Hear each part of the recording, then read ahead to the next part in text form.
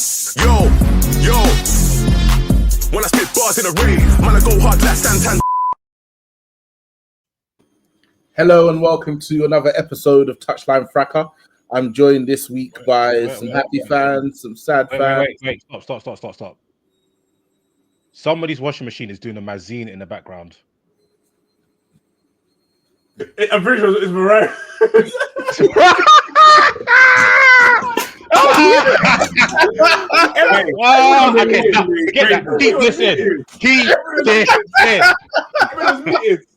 Can you hear that? Yeah, bro, your washing machine is going crazy, cuz. Ah, shit. What? How bad is it? Because obviously we have to record a podcast, don't we? Can you manage, or do I have to move away from it? What do you man think? Am I being too particular? It's not too hear it. It's not terrible, but I can hear it. I get what Why did you say that at the start when we were doing the, like, how's everyone trying? It was, yeah. It sounded like it was at the peak of the wash cycle. You know when it gets loud? That's what it sounded like. Okay, any moment. Yeah, we need your washing machine at this part of Pep cycle. We need it at the end of the cycle. Yeah, exactly. All right, it sounds all right now. Maybe it's just when you heard it knocking about. Me slapping Dan. Let's start that again. Hello and welcome to another episode of Touchline Fracas. I'm joined by some happy fans, some sad fans, and some fans who are just chilling. Let me go around and introduce them all. I'll start with you, Julian. You won today, and it's looking very rosy in Merseyside. How you doing, brother? The sun is shining. The weather is sweet. Lord. This is an amazing weekend. And the win could have been enough to satisfy my hunger. But Arsenal losing as well. Oh, Lord. Oh, my God. Double whammy. I'm so happy. All right, we'll get into that. Speaking of Arsenal losing as well, we're joined by the wordsmith himself. Why say something in 3 words when you can say it in 20? Seun, how are you, brother? I think you're on mute. Man, hold the brim of his hat like it's going to turn up the sound. The brim of his hat's going to unmute him. Oh, can you wait? Can you hear me now? Can you hear me? Yeah. The brim of his hat, it did unmute him. What you saying? Yeah, bro. Good evening, guys. We give God all the glory, boy. Listen, man. We do indeed. My God is great. What are you saying, Disu? I'm good. You know, life is so good. I ain't seen Shell speak like Shakespeare in months. That's how I know Arsenal are rattling him. And to me, that's a W. But yeah, I've had a great weekend. Had a great weekend. The All Eyes on Me early special almost put me in the grave, but I managed to escape with my life. And then Arsenal just chef's kiss, man. Chef's kiss. Thank you. Lovely. I'm hearing two wins in 10 or something like that. Babs, how's it going over there, man? Well, why'd you have to start with that? I just started that. I thought we're friends, man, but you know. You fought wrong. I'm surviving it. I'm surviving, man. I'm surviving. Yeah, good to have you on, brother. Before we start, I've got to do the usual plug, the socials. Touchline Fracas on Twitter, well, x.com now. Touchline Community on YouTube. I'm changing that to Touchline Fracas this week, probably. Touchline Community on Instagram. I'm changing that to Touchline Fracas on YouTube as well. I'm going to be putting out a CTA this week. We're looking for content creators, new content creators, young content creators, audio, visual. Not Muga, we're good. Touchagooners, Chelsea Hour, Coughhead, Courtside, Ringside. If you're someone who's interested in those different sports, you follow those different teams, I'll be tweeting from the account and you can get in contact. But yeah, Muga, we're good. All right, let's get into it. The game of the week. Manchester City versus Liverpool, an absolute classic over the years. They've been the best 2 teams of the best part of this decade. Julian, I'm going to come over to you, sir. How are you feeling going into this one? Obviously, midweek, you had a draw. I actually watched it with Mush, Harold, and Dr. Mike. What an evening. What an evening. How are you feeling going into this? You know what? Going into this, I was pretty confident. I won't lie. Like, even today, I was calm. Me and my girlfriend were just watching Traitors. Like, wasn't even thinking about the game. So I was pretty good because Man City have been in really poor form. Even though they got that win last week, the Champions League, what Messi done, not Messi, sorry, Mbappe done to that defense was insane. So I was kind of looking at that thinking, we're at the level to cause them problems like that. So I really want us to give them a good game at the Etihad. So I was really confident, I'll be honest. I think we're even though we drew during the week, we're still in good form. I feel like being away at Aston Villa, they're not as bad as their position says on the table. They've still got quality there, but I wouldn't look at that result as something to be like, oh, we drew that game, so I'm going to be pretty scared to go into an out of form City in the weekend. So I was good. I was feeling pretty confident. I'm not gonna lie. Yeah, you like it. I love it. Well, I don't really love it, but everyone who's always been teasing is just a rival of ours, so there's not really anywhere to hide, to be honest with you. Cool. Let's get into the actual game itself. How do you feel like you guys started? I actually thought they were the better team, but how did you think you started? Yeah, it was interesting because I looked at the formation that we played today, and I saw on Sky Sports it started off saying it was playing a 4-2-3-1. But I didn't really see that. It was more of a 4-4-2 with Gravenberch and McAllister in the middle, Diaz and Salah on the wing, and Szoboszlai and Jones up front. So that was quite funny to see with Nunes and Jota on the bench as well. Obviously Gakpo couldn't play because he wasn't. I don't think he was fit enough. He wasn't fit enough to play the Aston Villa game, so no point rushing him back into Man City. But first 10 minutes, I won't lie, it looked like it was going to be a typical Liverpool Man City game. Man City did show some quality in like the first 10 minutes. It looked they looked all right, creating one or two chances, but after that, I feel like we had our foot on the gas. Like that, there was moments in the first 10, I would say, where like Doku and Trent, it was looking whoa, but straight after that, we just kicked into gear. We just kicked into gear. Trent played a lovely pass over to Salah, and I was like, whoa, Salah, lovely dribble, took it down, passed it to Szoboszlai, lovely finish. Even before that, there was a moment where Salah got called an ISO on Ake, and I was like, from then, I was like, yeah, we're cooking. So it was looking really good. And then from there, I think we created a few moments in the game, in the first half especially, where we looked good.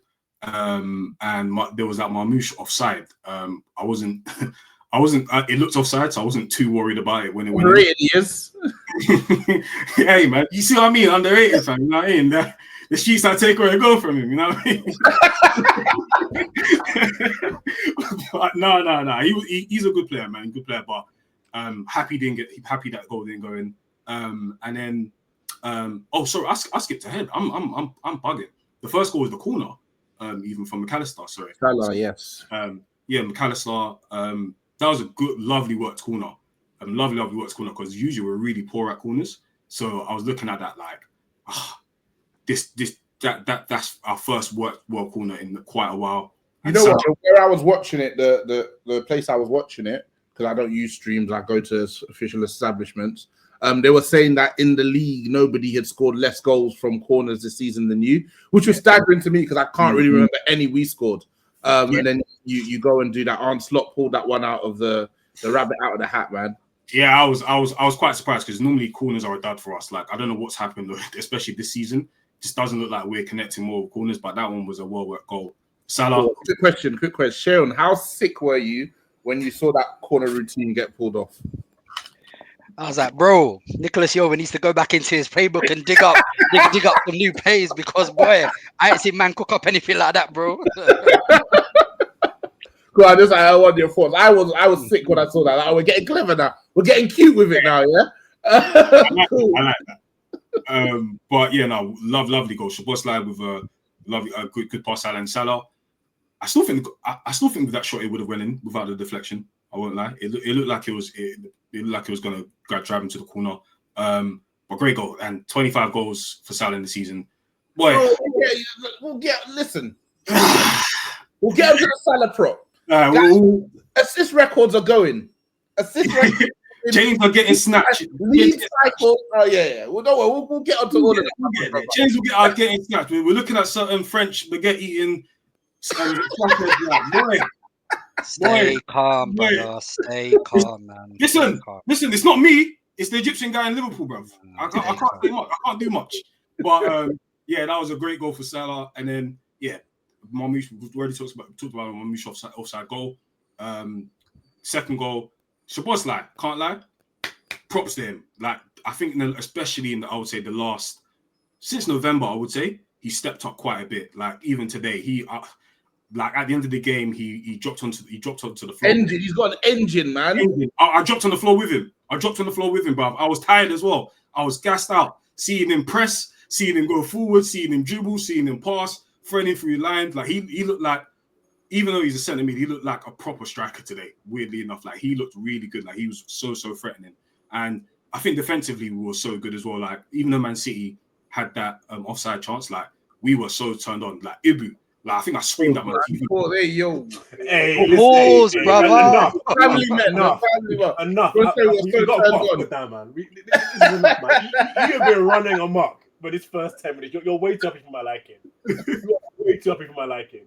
Hey, man, this what happens, man. When your team delivers the goods, this what happens, man. And Julian. So yeah, Ibu and Van Dijk played really well today. So yeah, man, it was. I can't stop smiling, my brother Morayo. I can't stop smiling. This is good. Yeah, I'm screaming internally. Let me come to the panel. Disu, is the title race done? Yeah, that shit's a dub. And it couldn't have happened to a more deserving bunch of pompous pansies. Yeah, let's harken back to some takes from this year. I would rather chase City than chase Liverpool, because if you look at the underlying metrics, Liverpool are the best in everything. But still, I would rather chase City than Liverpool. How's that turning out? How is that turning out? And then just this week, yeah, off that Liverpool draw, yeah, they allowed themselves to start tweaking again. Cooks was acting a damn fool. They allowed themselves to start tweaking again. They completely forgot that they've got literally no attackers. In fact, they had no attackers in the first place after Xhaka went down. But now they got no attackers, right? And they will say stuff like, yo, if you think about it, yeah, by the end of the City game, we could be 2 points behind. Yeah. That was the theory. The reality is they're 11 points behind. Yeah. So a 9 point swing in 1 week. Do you ever remember that classic? It's not 1 week, brother. It's not that happened on Thursday night, bro. In 3 days, 3 weeks. You're about to go on holiday. You're about to go on holiday, so you want to do all the work in the gym. Like you're doing a full body workout for the entire week ahead of it, so you can get a good result. Yeah. So title race is donezo. And what's crazy though is that Liverpool have actually, since like December, when it looked like, okay, cool, the title's done, Liverpool have actually slipped up on numerous occasions, but Arsenal have, like, I think they capitalized like maybe one time. And I think this is where Arsenal fans might be kicking themselves. We're not kicking themselves, we're kicking the injury gods, because if Saka was about, maybe out of like the 4 to 6 times Liverpool slipped up, Arsenal might have capitalized, well, maybe half of them if Saka is there, innit? But unfortunately for them, Saka's not there. Obviously, it's hard you can't really replace like one of the best players in the world, and in my opinion, one of the best players in the league. But it would help if you don't spend $800 billion every window on 6'3" centre backs who either play in midfield. Yeah, they bought two 6'3" centre backs that masquerade in midfield, and they try to put one of them up front. Yeah, and they buy even more 6'3" centre backs to play fullback. Yeah, even though they got sick young midfielders that they play left back on the wing. So I think, yeah, their goose is cooked. I think that's the term. I'm not sure if that's the correct term. But yeah, they're cooked, and I'm quite frankly delighted. And the best thing, yeah, to round up about when Arsenal cooked here is that all of a sudden, do you remember when in Game of Thrones when Queen Cersei, my goat, let off that? Queen Cersei is crazy. Queen. Anyway, when they thought they had my goat down bad in court, yeah, and she let off the green Sutton, and it let off everybody, yeah. When Arsenal start to tailspin, there is a green Sutton of true serum that encapsulates. It all comes out, yeah. It all comes out, yeah. Let me go tell you some of the scandals that unraveling in front of my screens. I've been tied to my phone. So they're pretending that they liked the set piece ball. And Dark Arts FC, set piece of FC, ole, murals for Nicholas Jove and all that, yeah? Now, they don't like the fact that they can only create from set pieces. That was one of them. Declan Rice. Now, we spent 100 million on the bricklayer. We got our left half space as an issue. Cougs had a 4 bullet point tweet that basically all pointed to Declan Rice. Yeah, and I asked him, "Oh, so the issue's Declan Rice?" He didn't respond. I hope he gets back to me by tomorrow. I keep you guys in the know for next week. Yeah, Dude, and it's then acting a damn fool on my timeline. I will stress it multiple times during this pod. The guy is acting a damn fool. Continue. yeah, Cheryl and then will stop now. He's and then- cold. I can't and then even. and my favorite one, usually all this might think Declan Rice might be my favorite one, but my favorite one, the piece de resistance, Martin Odegaard. Yeah. They are flogging this brother from pillar to post. Every time I search Odegaard, there is a new barrage of tweets. I was retweeting tweets until my thumb got numb, bro. Like I couldn't retweet anymore, bro. Now I'm seeing video breakdowns. Now I'm seeing our most creative player can't dribble. He can't do this. He can't do that. I was like, oh, swear down. So yeah, this is my favorite time of the year when the truth serum starts to come out. And then Arsenal fans start to tell the truth about their players. And now all of a sudden, they don't like Havertz again. They like Havertz, don't like Havertz. Like Havertz, don't Havertz. Anyway. Yeah, I saw that. The fall from grace has been crazy. All right, let's talk Salah. Babs. It's 25 goals, it's 16 assists. There's still about 12 games to go in the season. It's about 12 games to go. 11 games. That is this record. What did Miss said? Get jacked for your darners, yeah? Thierry? Yes, for your darners. Oh, it's good. Hey, listen, you see the nines video when he robbed CB, and then he has the old. Stay calm. Stay calm. You're gonna pause on that. You're gonna pause on that, and you're gonna find another reference. Hey, Morayo, yeah, I need you to edit that steal, yeah. You need to go to my haircut and Kilburn and be easy, yeah. Henri, come get your chains back. Come get your chain, Henri. This is the arch. This is from Farfan. Come get your chain back. Hey, have you not seen what's my man's name? MB Youngboy, yeah. What he's got somebody's chain, he's hanging out the car. I'll have to post the video. Never broke again, young boy. But yeah, 25 goals, 16 assists with 11 games to go. Sometimes it's not pretty, but damn, is it effective. What are we looking at here? I'll start with you, Babs, and obviously I'll come up to the rest of the panel. But what are we looking at? How do you quantify this season from Salah, who's achieved many great things in this league? Efficiency monster, man. Efficiency monster. You know, the numbers are undeniable at this point in time. It was so interesting because early on in the game, he had like this like scruffy pass. I was like, ugh. And then like a couple minutes later, obviously goes away and does what he does. But the guy is inevitable. That's the best way to put it. For me, maybe not my favorite player, but the numbers are hard to argue against. I know there's a lot of conversations people want to put him in, but yeah, I mean, he's been the top player in the Premier League. Can't actually fault it against him. He's kept himself in good nick as well, which is like a big thing because he's 32 now, and ever since he's been in the league, he hasn't actually had like a down season, whether it be output wise or physicality wise. Like he's always looked like to be playing up to like a certain standard. Professionalism is. I'm going to ask you guys a question. So you guys are familiar with Mount Rushmore, right? No. Yeah. I'm not sure, to be fair. 4 US presidents. I'll say no to a question you're about to ask. No. I'm asking it regardless. Hey, I see the sickness in his face. Salah on the Premier League. Is Salah on the Premier League Mount Rushmore? No. I'm gonna mute myself. He's there, man. Like, let's not do that. He's there, bro. Like, Okay. Who's there? Who's he there with? I ain't got to say much. Thierry. Yeah. CR7. Yes. Now, I got to be careful with which way I go here because there's so many people who deserve to be here.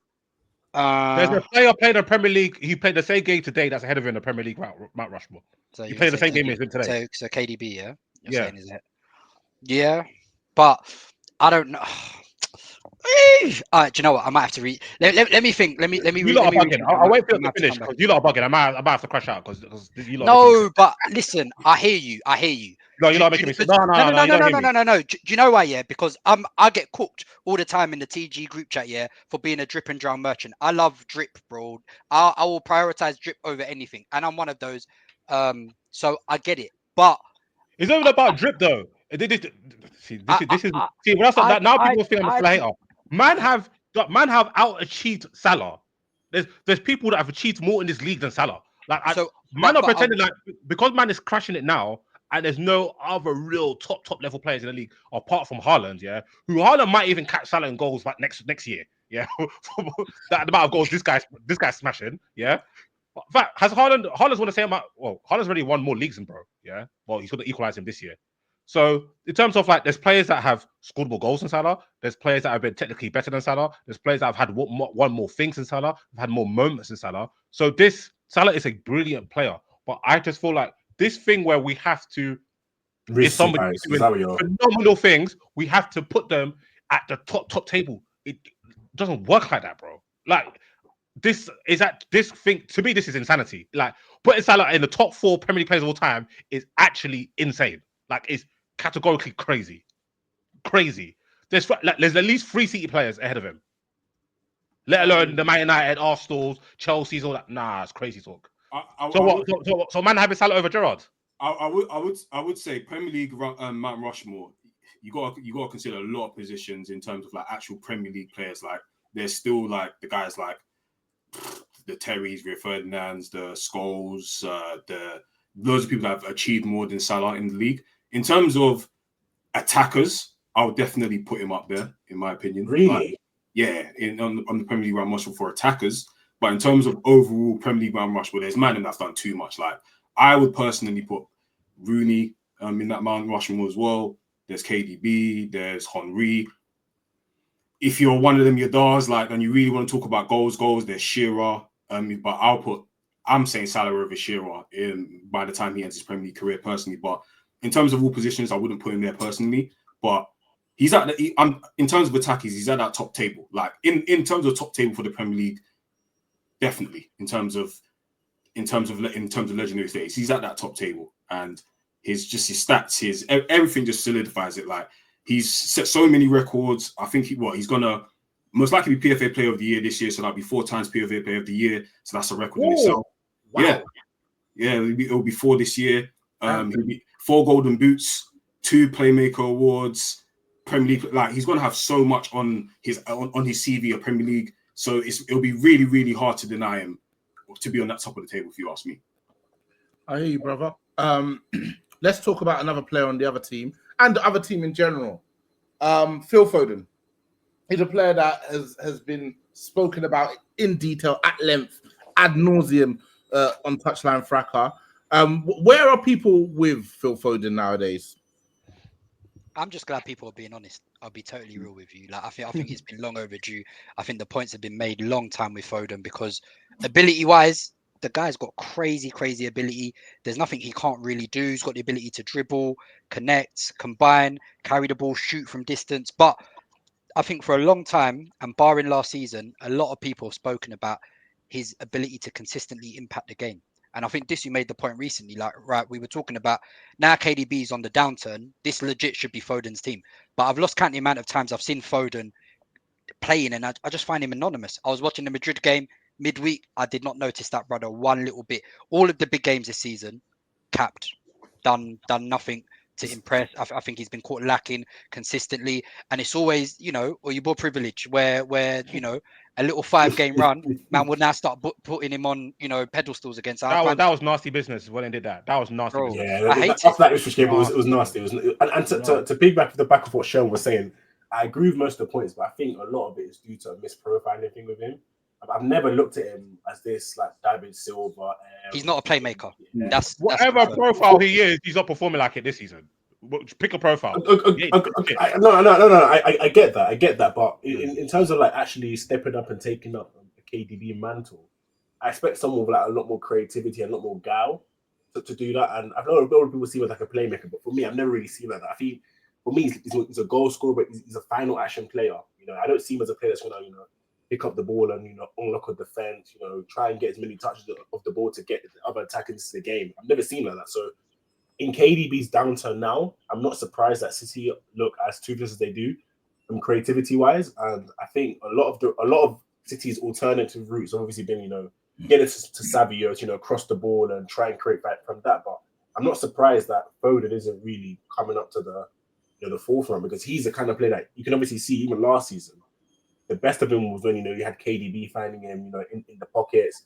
He was making those lovely finishes from the edge of the box, and even last season, right? As good as he was, really and truly, the best aspect of his game was the goal scoring. It was the finishing. The Real Madrid game, it was the goal. That was it. It wasn't the fact that his all-round game was this, maverick type of, playmaker who's going to get a lot of touches, orchestrate the attacking play. He's a final action player. And for me, City obviously going to need to go out and sign a KDB replacement. And they've obviously missed the boat on that, which is obviously why they've had a bit of a downturn this season. But in terms of expecting to step up into KDB's role, it's not something I expect. But it doesn't then allow him to get away with not being critiqued for the performances of this season, because obviously he's been substandard. Yeah, I felt the same about Foden. He's a very good cog in the machine. Like he's not someone like, for example, I've always seen the comparisons with him and Saka, where Saka is the one to like get shit cracking for his team. He's like when the chips are down, Saka's getting the ball, driving with the ball, creating, scoring, taking on guys, and being that real important piece of Arsenal. Like he's the main part of that machine. But Foden for me has never really been that. He's always been, as Babs just said, quite a maverick, like a dynamic finisher. When things are going very, very well, and the team is playing well, the whole machine is churning fine. He's fine. He's doing well, and he's able to pop up. And I feel like he's definitely a victim of media gas. Like it's the same with Cole Palmer. Not to harp on him, but when you gas someone up so much and they don't perform to their level when the chips are down, people that have their trepidations about the player, they're going to look at them like, wait, where's all this gas? Where is this player that should be leading the line for England, like the media says, or is the PFA player of the year, like the PFA says? Like, where is this player? And he hasn't really shown that this season, and multiple times over the seasons when the chips are down, but he's been able to win trophies, which kind of masks it. So can't say I'm surprised, to be honest, like that this is happening. See with the Foden thing, yeah, and I agree with quite a lot of the things you guys say. I think as fans, we can't just look at football like basketball and expect like the best player to be like able to carry the team and be above the system. That is just that. There's very, very, very, very few players in the history of the game that are like that. And being a part of a team and being part of a system or cog is not a bad thing. But the problem with Foden is that often he actually isn't. Do you get what I'm saying? And I think the biggest issue for fans, and Arsenal fans were probably quite hot on the press with this because of the Saka comparison. I think I was, because I just have a disdain ever since I saw them do it to Pogba. Anyone that they gas that doesn't perform, I'm onto them, because I just don't like that type of stuff. Yeah. And for years, that I've been saying for years, and people that listen to the pod can testify to this. I said, City are being carried by Kevin De Bruyne. Like Kevin De Bruyne, like has been carrying the creativity load for that team for such a long period of time. It is frightening. So if we look at the 17-18 season onwards, obviously Kevin De Bruyne was key part of the team, but you had David Silva, who was a conductor. You had Sane and Sterling on the wings, who are open up the game because they can just go by you at any given time and put a cutback and somebody score. We used to joke on a podcast, I like Morayo, we used to say everybody in the City starts with 10 goals, 10 assists, because man are literally spoon feeding you. Cross the fade, back post tapping. Bro, everybody's eating. And obviously City added Mahrez and Cancelo and Gundogan, who were able to add to this with Kevin De Bruyne. The issue with Foden is that the way he is spoken about does not mirror reality. And when you speak to fans about it, they'll point to goals, they'll point to trophies. Like last season, I was like, Foden ain't gonna do much in this Euros, because I've seen it for England. I've watched him, and he's a player that initially I was a big fan of because of his skill set. But the more and more I watch him, I'm not just pure aesthetic state. You have to be able to impact games.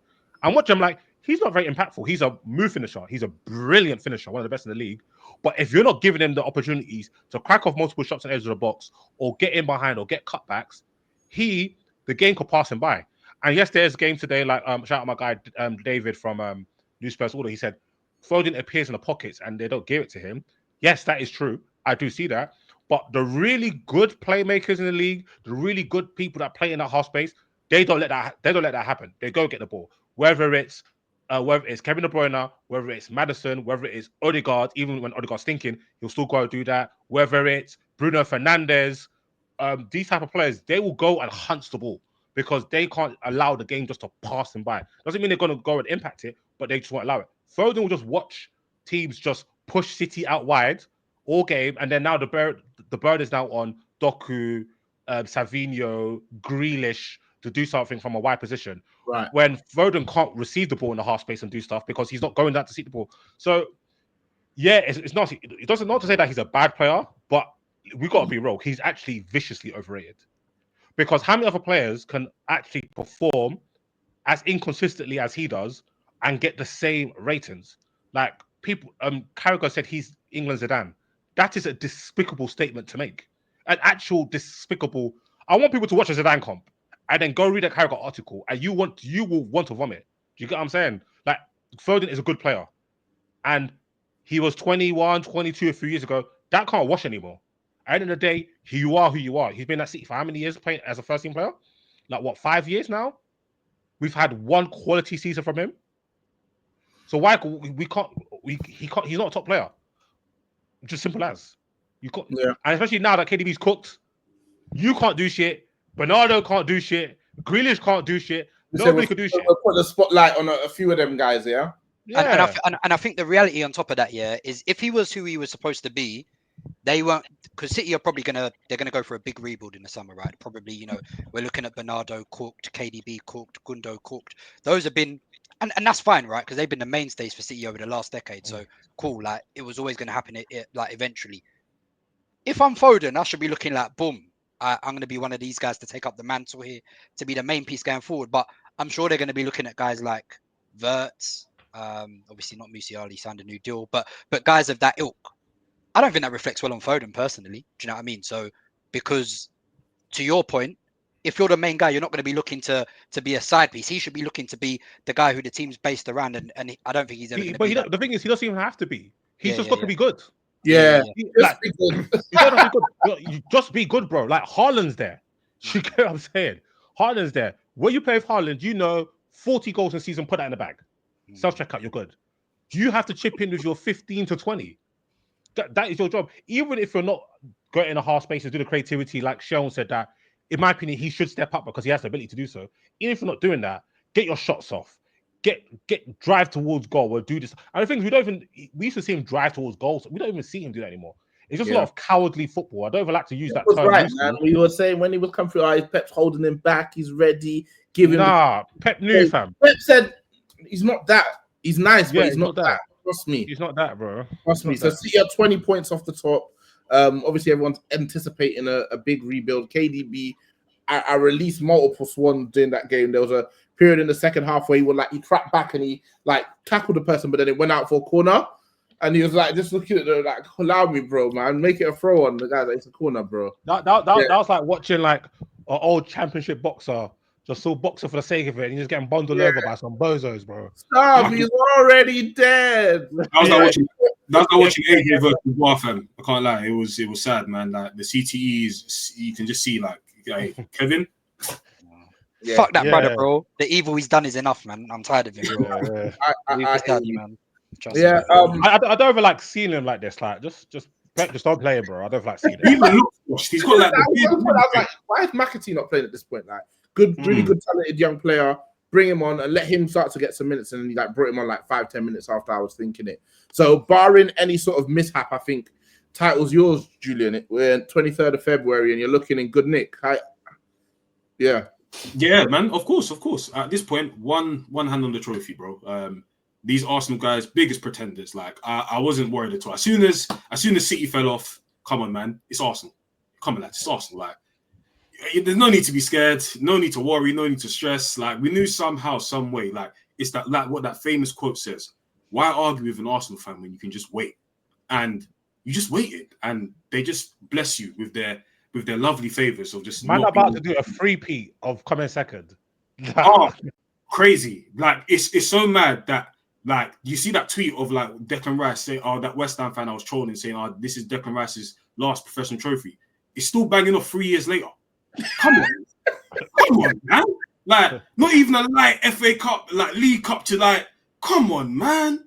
600 M's deep. No, I don't even want to get. We'll get into Arsenal, but it's beautiful. Well, yeah, we're about to get into Arsenal. So, Sharon, I'm gonna come over to you, my good brother. At home versus Graham Potter's West Ham, quite a underwhelming team this season, and he hasn't set the world alight going into the game. How are you feeling going into the match? A bit of trepidation. I'll be real. I'm not one of those guys. I think if you see my tweets, I've always been a bit wary, even when Saka was fit. I just think our attack's been underpowered for a long time, and I think the chickens have sort of come home to roost with Arsenal this season. I think the way we've neglected the attack for too long, and I think it's no surprise to me, for example, that the guys who have missed the most this season are the guys that have probably been running to the ground. Like Odegaard missed 3 months, Saka's now out for 3-4 months, Ben White had knee surgery, Gabriel's missed, and I just think the process of like evolution, like you've got to continue to invest, and I think we've never done that with the forward line for whatever reason that they've chosen not to do, and the reality's come. Like I think Saka, especially, like we've seen, he's had to be the main spark in attack, but he's also got to do doggies defensively. Do you know what I mean? When I see Salah and I'm just seeing him like chill on the halfway line, this guy's not coming back to double up. He's waiting for that turnover. He's waiting for that transition. So I would like Arteta to let our attackers cheat a bit more. So to answer your question, I wasn't really that confident. No, I still expected us to win. Let me not lie. I still expected us to win, even with the bodies out. But there's been certain teams that we've had issues with over the last few years. West Ham have been one of them. I think Villa's been another. Newcastle's been another. There's some of these teams that come in a mid-block, and the way we're sort of structured to attack under Arteta, everything's funneled out wide. We can hope the winger can cook his man 1v1, or we can, do one of those half-space crosses to the back post. But yeah, because and I'm seeing a lot of people say, it's always going to hard to function without the 4 attackers, and that's true. But some of the arguments we've had, even in the TG group chat, is that these issues were functional even when certain men were available. Do you know what I mean? So yeah, it was a bit of nothingness yesterday. We legit had zilch. Lewis made the point, I think a few months back. He was like, how many times this season has a goalkeeper come to the Emirates and been man of the match? It's basically not happened. So I think that sort of points to the fact that we're not even working goalkeepers enough. Do you know what I mean? So it's a bit disappointing for me, but yeah, it is what it is. It's where we're at the moment, man. So I'm frustrated. I'm a bit tired of being tired, repeating some of the same issues that I think have been prevalent for a while. We spoke when I spoke about when we played Bayern in the second leg of the Champions League last season. He was like, you stop Saka and Odegaard, you're pretty much halfway to stopping Arsenal. Do you know what I mean? So there you've got a manager who is telling you where your strong point is, how I plan to stop your strong point, and once I've stopped that strong point, you man are not going to have niche for me. And so it's been the case. And so it's carried on a lot of this season as well, where I think some of the patterns are a bit too predictable, where we're too easy to defend against. We don't do enough. We don't get the 8s, in, dangerous enough positions to be dangerous. Not enough ball carriers, not enough dribblers. It's a bit repetitive, but yeah, unfortunately, that's where we are at the moment, man. And what percentage would you put the blame on the injuries versus the manager? Injury is always a factor. Like fundamentally, if Saka's been out for almost over 2.5 months now, yeah. If Salah missed 2.5 months, I think Julian can tell me how much he's responsible for, of Liverpool's goals. If Salah missed 2.5, 3 months, we're a Liverpool. Do you get there's going to be a downturn. So you're always going to miss your best players to an extent, but I still think you should be functional. You should put it this way, yeah. We're missing 4 forwards, but that doesn't stop our midfield from creating. Do you get what I mean? And we basically created the square root of fuck all yesterday. So I find it very hard to have a certain level of sympathy when the manager who put this sandwich together, you can't now take a step back and moan this is a result of your 5 years of building. Do you get? So I don't really have much sympathy at this stage personally. Fair. Let's talk about a few points from the actual game. Yeah, sure. Lewis Skelly got a red card. Very weird. Obviously, he's been in the news recently for the celebration against Manchester City. How are you seeing that from your perspective at the minute? So firstly, it was a red. No disagreements, no arguments there. I said it. I saw it first, and I was like, yeah, because he does this thing where where he's very good under pressure at turning like away. Like he likes to invite pressure and then turn and like carry the ball away.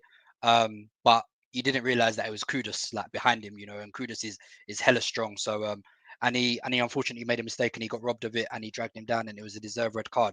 But I saw some of the reaction or some of the comments from people yesterday, and it doesn't sit well with me. You know, we've had the discussion on Touchline a lot about how there's a certain perception around black players within the media, and I'm just seeing like a lot of joy, like from people. People are like, yeah, Miles Lewis Skelly is a thug, get him out. I'm like, what's he done to show that he's a thug? He got wrongly sent off against Wolves.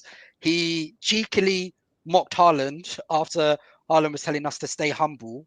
I'm like, what's the brother done? Like for you to, so I'm seeing this narrative, he needs to get back in his box. Whereas, you know, the same people were lauding Rooney's bravery at the same age for, you know, getting into scuffles, this, that, and the other. So I can already see the way a narrative is forming around him. And I really don't like it. And I think it's, again, it's on us to call this shit out when we see it. And I'm very much so, you know, I saw some comments I didn't like yesterday, man, but it is what it is. I think, you know, the media have a way of creating and spinning the narrative in this country, but you've got to fight back, man. 100. Agreed. Panel, what are your thoughts? Not as Arsenal fans, just observing from the outside looking in. I think Sean was spot on there. I think if there's one thing this society hates more than anything is a confident young black boy. Because you know, a confident young black boy is going to grow up to be a confident young black man, and that's another thing which they hate even more. So seeing someone like this, you know, in Miles Lewis Skelly, he's got a personality about him. He's got a braggadocious nature in the way he plays football. You know, he gets the fans going. You know, he's always up for it, and I mean, it's something that people tend to like in other formats. You know, we see when Vardy's, you know, stirring up, you know, opposition fans. You know, he's mocking Spurs, if you remember, during the title race. Where if I don't remember when Harry Kane did that lying tweet, I mean, he obviously did the Mufasa thing. So they love it when they're doing that. You know, they love it when there's more pain, you know, trolling fans. They love it even when like Chelsea, Diego Costa, you know, like getting to scraps. But the moment it comes in a format which they feel uncomfortable within, the terminology starts to come out. Arrogant, attitudes. You know, all these microaggressions, they start to come out, and it always makes you think: do people? Is it something like? Is it like people just genuinely don't understand what they're doing, or are they just comfortable in the fact that this is how they feel and they want to almost like try and mask it in behind almost some sort of like, you know? I think most of them don't. I think most of them don't even know that they're doing it.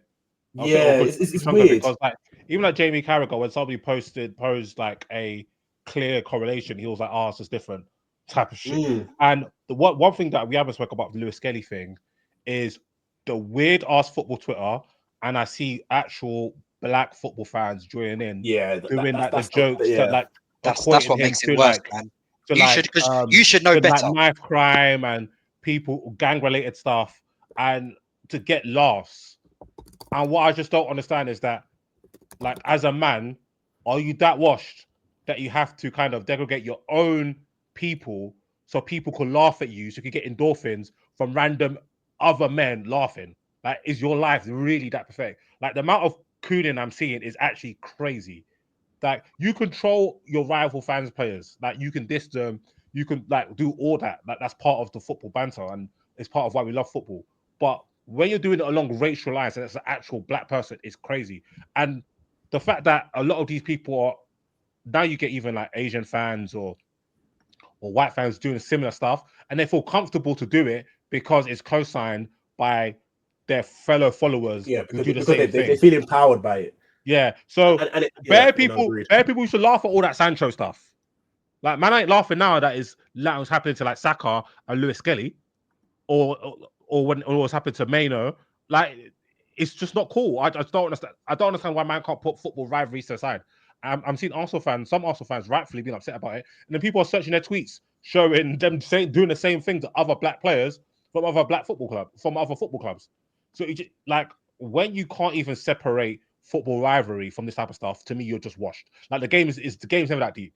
and surely you have more creativity to make a funny joke about Lewis Skelly that doesn't have to be like degrading him, like making him as like a gangster or something. What? Because he's not a sucker on a football pitch. Like that doesn't really make sense to me. Yeah, That doesn't make sense to me whatsoever. Like there's a it's lot weird. of people I don't like what I see with the Lewis Skelly thing, and the media are heavily in on it as well. So when I heard he got a red card, at first I was happy because I meant okay, Arsenal definitely winning. Then I'm thinking, oh god, what are they gonna start saying about bro now? That's what I started thinking about.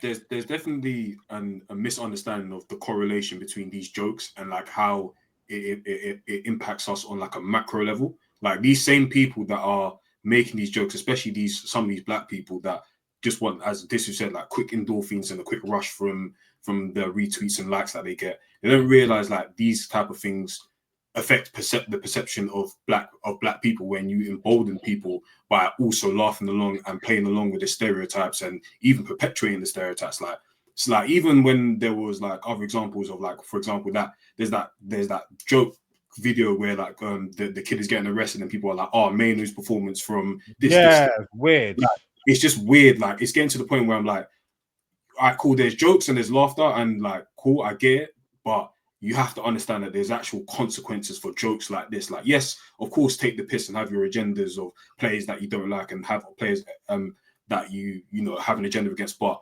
you just have to understand what you're doing, and especially people with a platform as well. Like some of these people, yes, they're faceless, but you have thousands of Twitter followers. You have little kids that are growing up thinking that it's okay to make these kind of jokes because you get that positive reinforcement for these kind of jokes. So yeah, people just need to understand like there's a correlation in these things and how it impacts society, because it won't be nice when they start saying stuff like they start treating Lewis Skelly like Sterling because other black people are giving them the green light to, because when the Sun is writing newspaper articles on Lewis Skelly in the future about him buying his mum a house, don't complain, because it's people like you that embolden these racists. So yeah.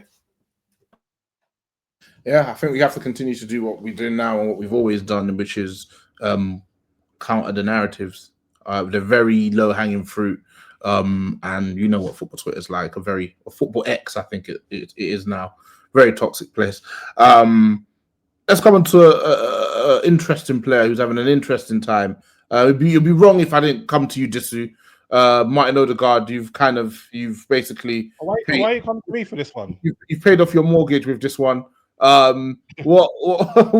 He's funding his daughter nursery fees with these tweets. Where I'm telling you, I'm out up here 5 days a week, bro. Like I said, Kuz could have been acting a goddamn fool. Like earlier in the week, he's like, Odegaard, I need like 10 monster classes in the next 13 games or whatever. It's like, bro, you ain't got like 2 all season. How are you gonna get 10 out of the last? Like, look at what you're writing.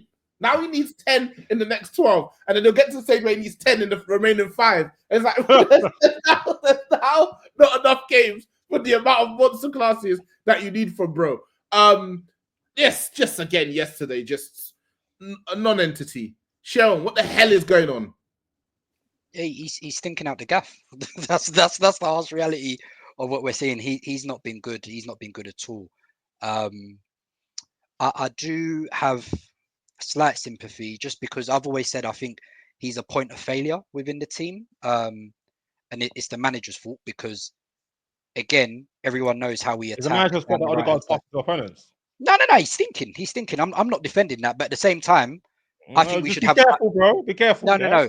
I think we should have more than one source of creativity. Is kind of my issue. I think the first season we sort of challenged. We had a bit of balance. You had Zinchenko coming in from the left. Even Xhaka would drop in to help progress as well. So I find we're a bit too lopsided when I watch us at times as well. I think the balance is a bit off. So I've always campaigned for more creativity. I think my general frustration, rather than just focusing on Odegaard, is that Arsenal want a very creative team generally, which is kind of making me sick considering what our heritage is. So I think Odegaard's been poor, but I think he needs some assistance. I think we need to just stop neglecting that left-hand side of the pitch. The manager himself needs to find internal solutions. It was interesting actually that he brought Zinchenko on as a left centre mid yesterday. Not as a left back inverting, as an actual left centre mid. It was a solution that a few people would have liked to have seen. Because don't get me wrong, that brother's a bozo defensively, but he knows how to pass. Like Arteta does this thing here where when he likes you, And when he doesn't like you, you're not seeing the pitch for time. Like basically, we haven't seen Zinchenko play in like 2.5, 3 months. Like he basically doesn't play. So Arteta, I think sometimes the man management can be a bit better there. But in general, to your point, Morayo, yeah, I just think Odegaard stunk, but I think the manager needs to find better creative solutions. Creativity and offensive threat have been our main issues this season, and it's not me saying anything that's new. We said this a year ago. Do you know what I mean? So I am to the point where I need to see the manager address this, both within the transfer window and via coaching, because he's shown that he knows how to coach up a defense. He knows how to set up a structure. We're good, we're strong, we're compact, we're good defensively. But in my heart of hearts, if you ask me, I think the manager's risk averse. Because to my mind, I've always said, yeah, when you have an axis of Gabriel Saliba and Declan Rice, you can afford to take all the risk in the world you want, but we just don't. We just don't. I don't understand why we needed, Partey and Rice at home to West Ham when you knew they were setting up with 5 at the back.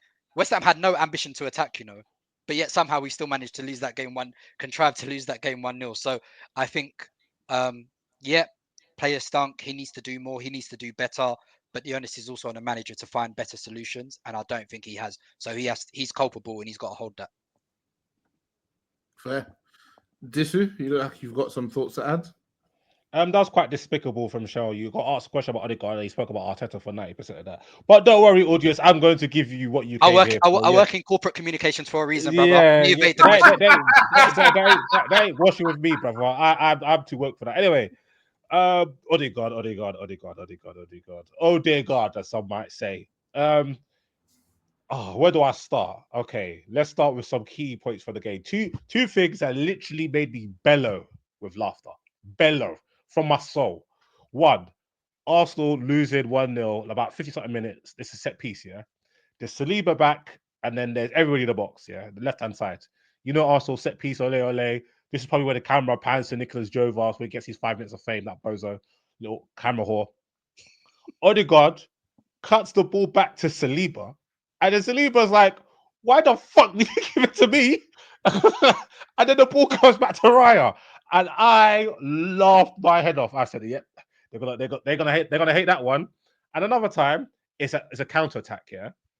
And Dr. Lee spoke about how Arsenal kind of mess up counter attacks a lot. It's literally Odegaard and Trossard and one defender, a 2-man step. I've seen this so many times on the left hand side. All that happens is Trossard plays a little ball up the line, and then Odegaard's through on goal. Odegaard noticed that and decided to divert. He put it to Google Ways, quickest way to Copenhagen, and he went the complete opposite direction of goal. And that, to me, he is either he has CTE or he hid from the moment, because that decision does not make any sense in any footballing terms. In general, Odegaard's performance this season has been catastrophically bad. Saying he's not been good is extremely kind. He has been diabolical. Like, he's had 2 to 3 good Premier League games in like 17, which is awful. And what I find so funny about Arsenal fans is when it's Havertz, when it's Morayo, when it's Sterling, they could talk with vim about how bad these players were. But when it's some of their favourites, they just, oh yeah, he wasn't good, but Arteta's got to help them. No, he's been terrible. He's been terrible. And the reason why this is so funny, because obviously debates, tussles, I said, Odegaard's a very good player, but in terms of creativity, he ain't that. He's not somebody who's going to consistently unlock the door. He's not somebody who's going to think outside the box. He's not somebody that can actually beat players consistently and create openings or thread a through. He's not aggressive in nature. He's more of a metronome, yeah? And it's quite funny because Dr. Lee told me that he doesn't really like metronomes anymore. And I asked him about Odegaard, he didn't respond. I wonder why he said that. Yeah. I asked him if it was about Odegaard. He didn't respond, but hopefully I'll get a response in the next 15 to 20 working days. But yeah. So shout out to all the people on Twitter, the Arsenal fans. When I said, I think Maddison's a better player than Odegaard. Like, if I play in a worse team than you, I put up better numbers than you. I'm a better dribbler than you. I've got a better weak foot than you. I'm a better passer than you. I'm a better crosser than you. I'm better shoot from distance and finishing than you. And I'm better in big games. Usually when somebody has all that in their favor, their university team is a better player. But I know Odegaard, he twitches. Do you know that Asian man who's moving his head bare quick, but he's doing nothing? That's how Odegaard plays ball. He gets a ball, he'll twitch, he move left, he move right, he move left, he move right, back to Timber. Oh, he's teched up. And then you go to the fams. Yo, let's go. Yeah, that's our captain. Nah, brother. How about 5 let's goes a game, man. 5 LFGs a game, man. and they'll be like, oh, passes it into the box. Man gets into the box. Instead of you to try to take on a play and shoot, you pass it to Timber on the edge of the box. Nah. How about I've got something very... This might be Elon Musk level thinking. Hey, sorry, yeah, but the amount of time Jonas hit that cap, it's killing me. I just said he's rattled. Bro, how about Odegaard do this thing, yeah? And this might be... It was like this. And lads, this might be groundbreaking, yeah? So think with me. How about you actually create a chance for a teammate? How about you actually attempt to take somebody on around the box? Or actually have a shot on goal? I don't know. That might be a bit too advanced for Odegaard. But what I've seen is now things are get techie for Arsenal. Odegaard just rightwards. Now, this supreme technician, better than Maddison, better than KDB, better than Bruno, better than all these players. Why does he want to be in a mix where the pressure cooker is? Why doesn't he want to be there? And all of a sudden, what are you asking me? I said the brother's been diabolical, bro. No. You said he was being not good. No.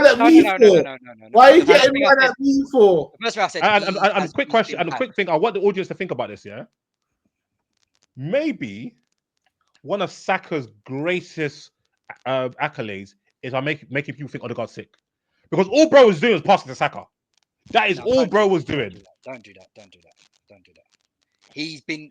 Odegaard has stunk this season. I'm not going to argue with you on that, but I'm also not going to allow you to try and do revisionism on like the last 2 seasons. I'm not doing revision. It's a history. No, Saka ain't here and he can't do anything. No, that is no. Fact. He's been crap. I'm not disputing that. He's been no. I am not defending that, bro. No. Man can be crap and they can still do stuff though. Like Bruno Fernandes, he's off the crap and he can still do something. Bro, he is actively not doing anything. No, all he's doing is running away or passing the ball to opposition or waving the fans up. Yeah, that's crazy. This is the same season.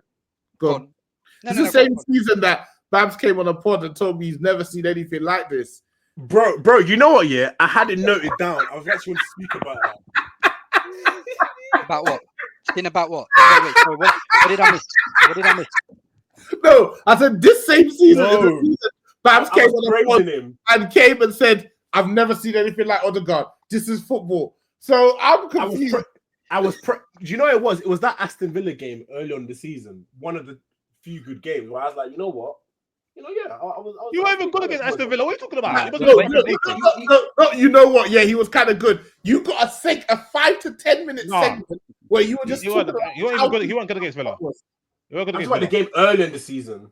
No, I know. When they lost 2-0. When they won 2-0. You weren't good at that game. I promise. I thought he was good in that game. No, I've got the games he was good in. Don't worry. There weren't that many. I wrote it down. I think I can't argue. I'm not going to sit here. Fulham at home, Forest at home, and West Ham away. I'm not going to sit here and argue until he's been good. I think he had a couple good games when he came back from his ligament injury, but generally his actual level of performance. No, he did. Yeah, maybe the Champions League, not the Premier League. And we missed him, but I'm not sitting here and saying he's been. I don't. What do you want me to say? Don't lie. That he's been good. He's not been. Don't lie in front of me. That's what I'm saying. Don't lie in front of me. I'm not lying. Like, A, what do you think is the cause of it? And B, is he potentially a player you now need to upgrade on? So I will. So it was interesting because Disu said, have energy for Disu said have energy for the play. I'm not going to have energy for our good players because more often than not they show me good stuff. So if they stink a little bit, I'm gonna give them a bit of leeway. A little bit. He's had 2 good games to 17. That's fine. He's stunk this season. You are stronger in the title race, and he's doing nothing. But he's also had stick. He's been very good the last 2 seasons. So if he has a bit do you not put more onus on the players who are more like a guy is not good? Like I think we all do it as football fans. You quite literally know a guy is not good, and then you're frustrated when he doesn't play well. I know you're not good. No. Yeah, it's true, absolutely. But where I lay the blame a bit more is that I think the manager needs to get help for our better players. That's kind of the way I see it. I'm like, you can't expect these guys to carry you. I think Saka more Saka has carried us as far as we can. So the onus is on the manager to support and supplement Well, these you guys. don't. You know don't. what I mean? Odegaard doesn't have to carry you, even though other players that he's No. better than do carry their teams.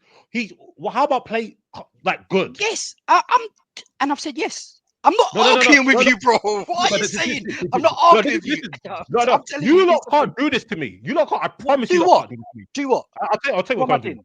We're talking about a player being absolutely diabolical, and they're gonna say, "Oh, the manager needs to do more to help the Brother, player." I No, wait, have wait. No, let me said. finish. Let me finish. Ugh. You can say this to help the player, so he doesn't have to carry. No, no, no. Mhm. He has to be at least good. Like be Yes, good sometimes. 100%, He's bad 100%. every single game. So that's nothing to do with the manager. Yeah, he himself is bad every single game. So that's not Hun- about manager. That's not about system. If you're passing the ball to the opponent, yeah, that is nothing to do with system. That's you because they clearly wear different color tops. Do you get what I'm saying? You're passing the ball to the opponent. So now you need a manager to spoon feed to help you create. You're meant to be a good creative player. He's not creating. He's not scoring. He's not assisting. He's not conducting the tempo. He's not doing nothing. He's just being bad from pillar to post. So don't talk about nobody else. Don't talk about. You could say we have should have to. other solutions to the team. I agree, but in terms of his performance, don't want to hear it. Yes, Don't want to hear it because his other people performance. playing the worst teams are still doing more than bro. That's fine, and Man I'm is clarifying. stinking. Period. That's fine. I'm clarifying. His performance has not been good.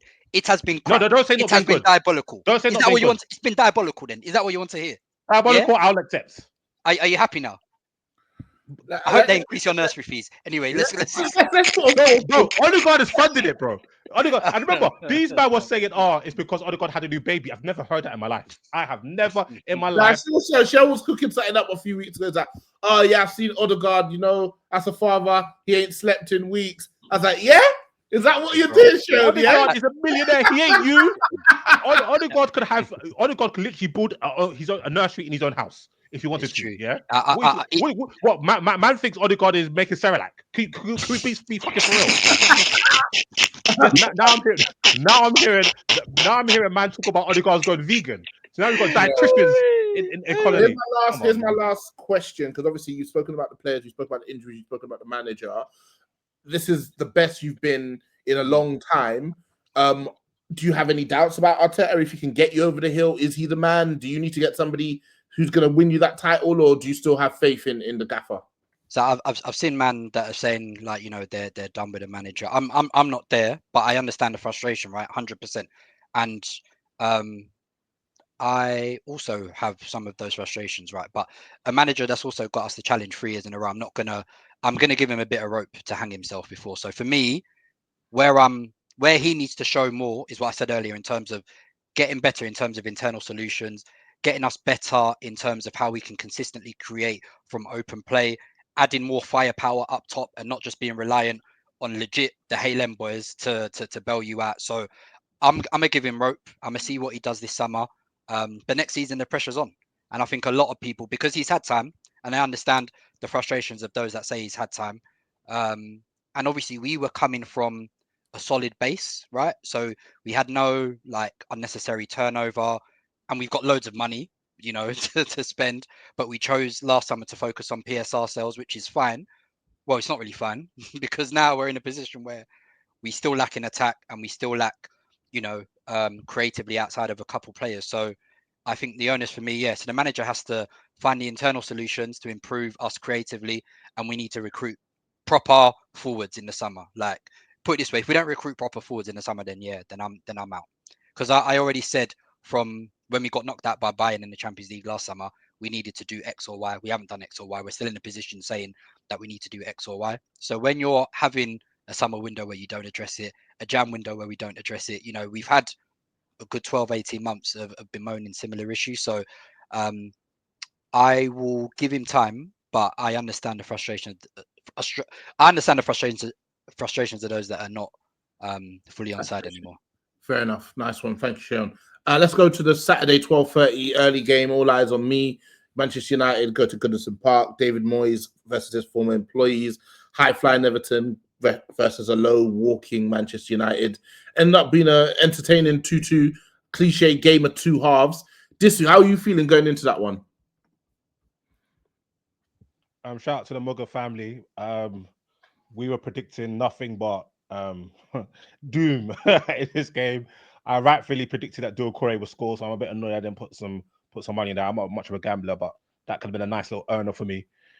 it kind of went as expected, completely and thoroughly outplayed. I think I saw a stat where Idrissa Gay won 9 tackles in that game. They were winning every 50-50 ball.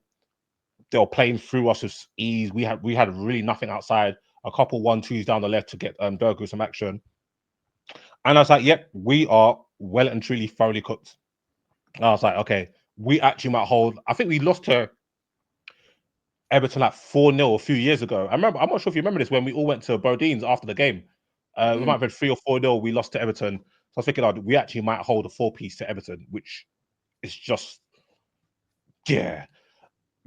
Just watching these players play is crazy. I'm just looking at the team and said, this is actually an expensive team, and you cannot tell. Obviously, second half was marginally better up until I'll say like the 70th minute, and then he made some changes. One brought on Chido Obi for Hoyland, who proceeds to have better hold up than Hoyland, which is quite insane. Like literally, The boy, he looked awkward as hell, but it was like, hold on, yeah, he's moving it better than Rasmus. Yeah, which is petrifying. And then I don't know, it was a tactical change on setup. So it looked like at first I thought we went, are we going 4 at the back? It kind of looked like a mixture of 4 at the back and 3 at the back. Bruno was playing like lone 6, but our 8s were literally on the touchline because it's like Amber said, Ugarte, I do not want to see you in the center of the pitch because every time you set the pitch, you're diving in, you're leaving spaces. So Ugarte was playing false 7 on the right hand side. We bought a Garnacho that gave us some threat and nothing else much more. And we were able to get back into the game from like a fantastic free kick from Bruno. I think he basically used muscle memory against Pickford because usually right-footed free kick takers on the left-hand side attempt to go over the wall. And as soon as he went to go strike the ball, obviously Pickford moved to the right and Bruno hit it like a knuckleball technique straight into the left side of the goal or left side of Pickford. I think if Pickford obviously didn't fall for that, he would have saved it easily, but brilliant strike. And then we got another brilliant strike from Ugarte. Best thing he's done since he's come to the club, left foot finish on a half volley, brilliant finish. And then I thought we were actually going to nick the game. I thought we were actually going to be able to win the game. And obviously, we had the whole penalty hoopla. I want to know what side you guys are on. So, yeah, it's weird because that game was trending to, Amron actually might get sacked because Potter got sacked, after coming in, new regime. I'm not sure how. I think Potter had a really long contract, if I can remember correctly, Babs. Yeah. He had 7 wins, 7 draws, and like 6 losses. 5-year contract. And yeah, that got him the sack. Amron's had like 4 wins, 3 draws, and like 8 or 9, or maybe 10 L's. Like, it's been awful. There's 2 clubs between us and an actual relegation dogfight. Like, we are 2 clubs away from the wreckage.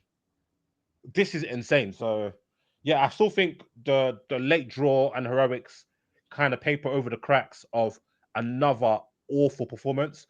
And there's a lot of questions to be asked over the manager and his persistence with certain players. And not even 3 at the back. I think 3 at the back is a red herring because you can play 3 at the back and be competent. It's the way we're playing it and we're not competent. We're effectively playing 5 at the back with 2 centre mids have to cover the width of the pitch. And then you have 3 forwards or disjointed, the press is disjointed. The way we play recovery defense is disjointed. The way we play out from the back is disjointed. Everything's disjointed. So, yeah, we're very, very much a cooked franchise. And all I can foresee now that we haven't got Amars to save us is more and more pain on the horizon. Understood. I want to come to the panel. Obviously, you guys are watching the shit show from the outside looking in. The record was just spoken about 15 games. I think it's 4 wins, 8 losses, and 3 draws, including yesterday's game. He was brought in during the season to replace the manager. Big money was paid to get rid of Ten Hag. Big money was paid to get Ruben Amorim in. How bad does it get before Manchester United need to just say, yeah, this isn't the guy? Or do you guys think that he needs a bit more time, needs an opportunity to get some players in? I don't know if it's even a time thing. I think maybe just a money thing.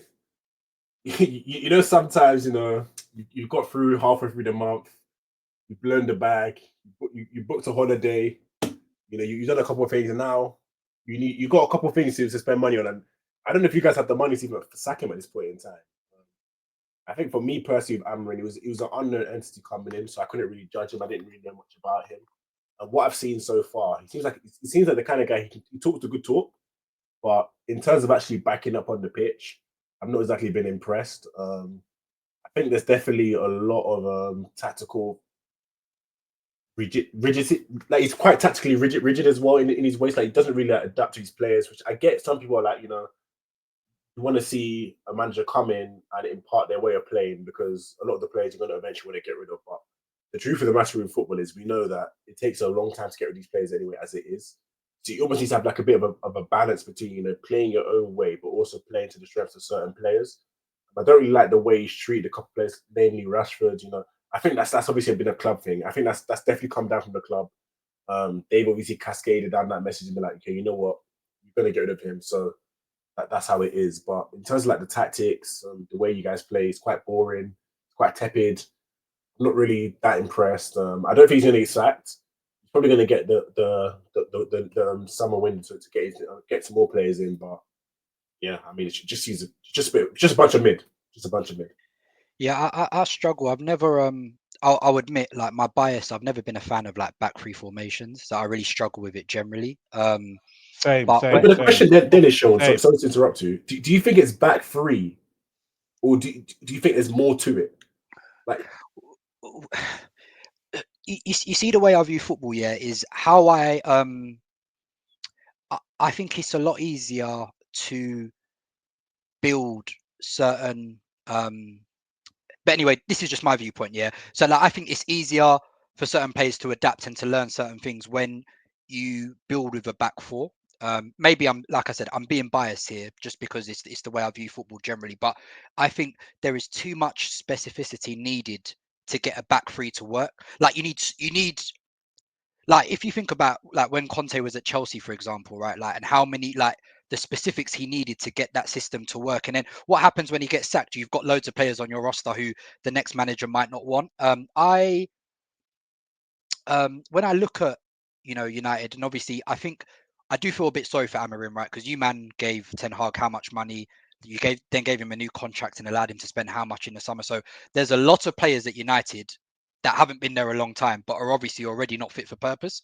So I don't know, how cash rich United are now that they're going to be able to spend to get out of this position again. But to me, it just looks like he needs such specific individuals for this thing to work. And I get his point where he's saying, oh, if I change it and I adapt to these players now, we're still going to have the same problem next year. So I'd rather continue doing what I'm doing now, as next year it'll be a lot easier. But to the point made, I think it's such a cop out though. It's such a cop out. And also when you're you should chilling, always promise better days in the Yeah. future. Whilst things are going to shit right now. when you're chilling 15th or 16th in the league, ain't nobody trying to hear anything anyway, my guy. So you need to find a way to get results fast. And that's why I was saying, sorry to interrupt you. I think that there needs to be a balance in terms of like using these players that are here. The truth of the matter is, next season, a lot of them are going to be 80% of them are going to be there. Unless they're going to write off these contracts, they're going to be there. So you need to work with them. And also, correct me if I'm wrong, right? I think I saw a tweet that said when Amarim took over, United were 4 points off fourth. So no matter how bad United are, you can't tell me that these players are not good enough to be doing better than what they're showing right now. So again, that's a coaching issue, and the coach needs to find solutions. Yeah, and you can see in yesterday's game the contrast in the two managers as well. Like Moyes, I personally think Everton are really, really bad in terms of quality, and I would say they're about level on points with Man United in terms of quality. No, sorry, in terms of where they are in position in the league, which is weird because if you look at where Everton was and Moyes took over and what he's able to do with his players, like he's gained quite a few points. And you look at Amarim, can't lie, Man United's players, they're bad, but they're not like 16th bad. Like they're not 15th, 14th, 13th bad. They're not that kind of level. And you look at Amarim, how many games he's won in his time here. There's no excuse for that. Like as much as we can say the quality has been poor, the talent that we have is poor. Ten Hag bought this player and this player and this player, which has affected this and this and this. There has to come to a point where results need to happen. Like you need to get something out of this team. And when you're not even seeing a change on the pitch, like anything positive, like you can point to be like, right, Amarim was able to do this. He was able to make our midfield work better. He was able to make our attack better. Maybe even able to show up our defense. You can point to something and be like, all right, there's a positive we can work from. But can I just jump in there quickly? Yeah. The thing is, the reason why I'm more critical than Amarin now is because when he started, you can see changes though. Like the team was slicker, they created more chances. But those games, like I think these are the games that really haunted them. I wanted to get your opinions this, Morayo. Yeah. Do you remember we lost? No, we lost to who did we lose to 3-2? I think it might have been Nottingham Forest lost to 3-2 at home. And we also lost to Bournemouth like 3-0. But both games, we actually peppered the team. We peppered them. There was some crazy defending. I think there might be a penalty giveaway in there. I think both games might have had a Nana clanger. There was one where I think Martinez could have cleared the ball off the line or Dallo, and they just didn't. Like, so crazy stuff happened in those games. But we had those games. We had Everton, Leicester. We created a bunch of chances against Everton and Leicester. And City had a very good game against City. So from those games, he started... he stopped playing Rashford, and I think that might have come from upstairs, which made what Leicester attack on the pitch. And also, he just went super negative. So we started playing Dallo and Mazraoui as wing backs, and neither of them are wing backs. And effectively, we kept on going to a back five. And now this is my issue with him, is that you started with a way, okay, cool, it was a bit helter-skelter, but it was better than this. Like, now we're just kind of surrendering, effectively, and we're not more defensively solid. We're just as bad defensively anyway. Do you get what I'm saying? And what I don't understand, I'm sure we're going to dive into it more deeper and more go, is like, you're playing Maguire and De Ligt too many times, they let you down. Too many times. And also, because they're both cumbersome and slow, you have to play. You can't play as high up the pitch. You can't go and engage as much. Treacherous little twins, man. Just play Euro. There's no point buying this young guy for all this amount of money. And it's not like he's playing worse than them. Just play Euro. Do we not have any youth players that could come and maybe give us a spark? You're playing these bozos. Like, it just doesn't make any sense. Like, some of the things he's doing. You're persisting with Hoyland. Yeah? Man, them. We got a Patreon thing where we do weekly ratings. Yeah? I will read Hoyland's weekly ratings for you guys right now. Wait there. Let me type this in, yeah? So this is me, Morayo, Rodney, but we've had some a bit of Elijah and a bit of Gaz, yeah? So we rate our players, and I'm telling you right now, the ratings are cataclysmic. So this is out of 10. As I'm reading these numbers, remember, this is out of 10, and this is an aggregate rating. So we'll start off with Everton away. Hoyland got 0.5 out of 10.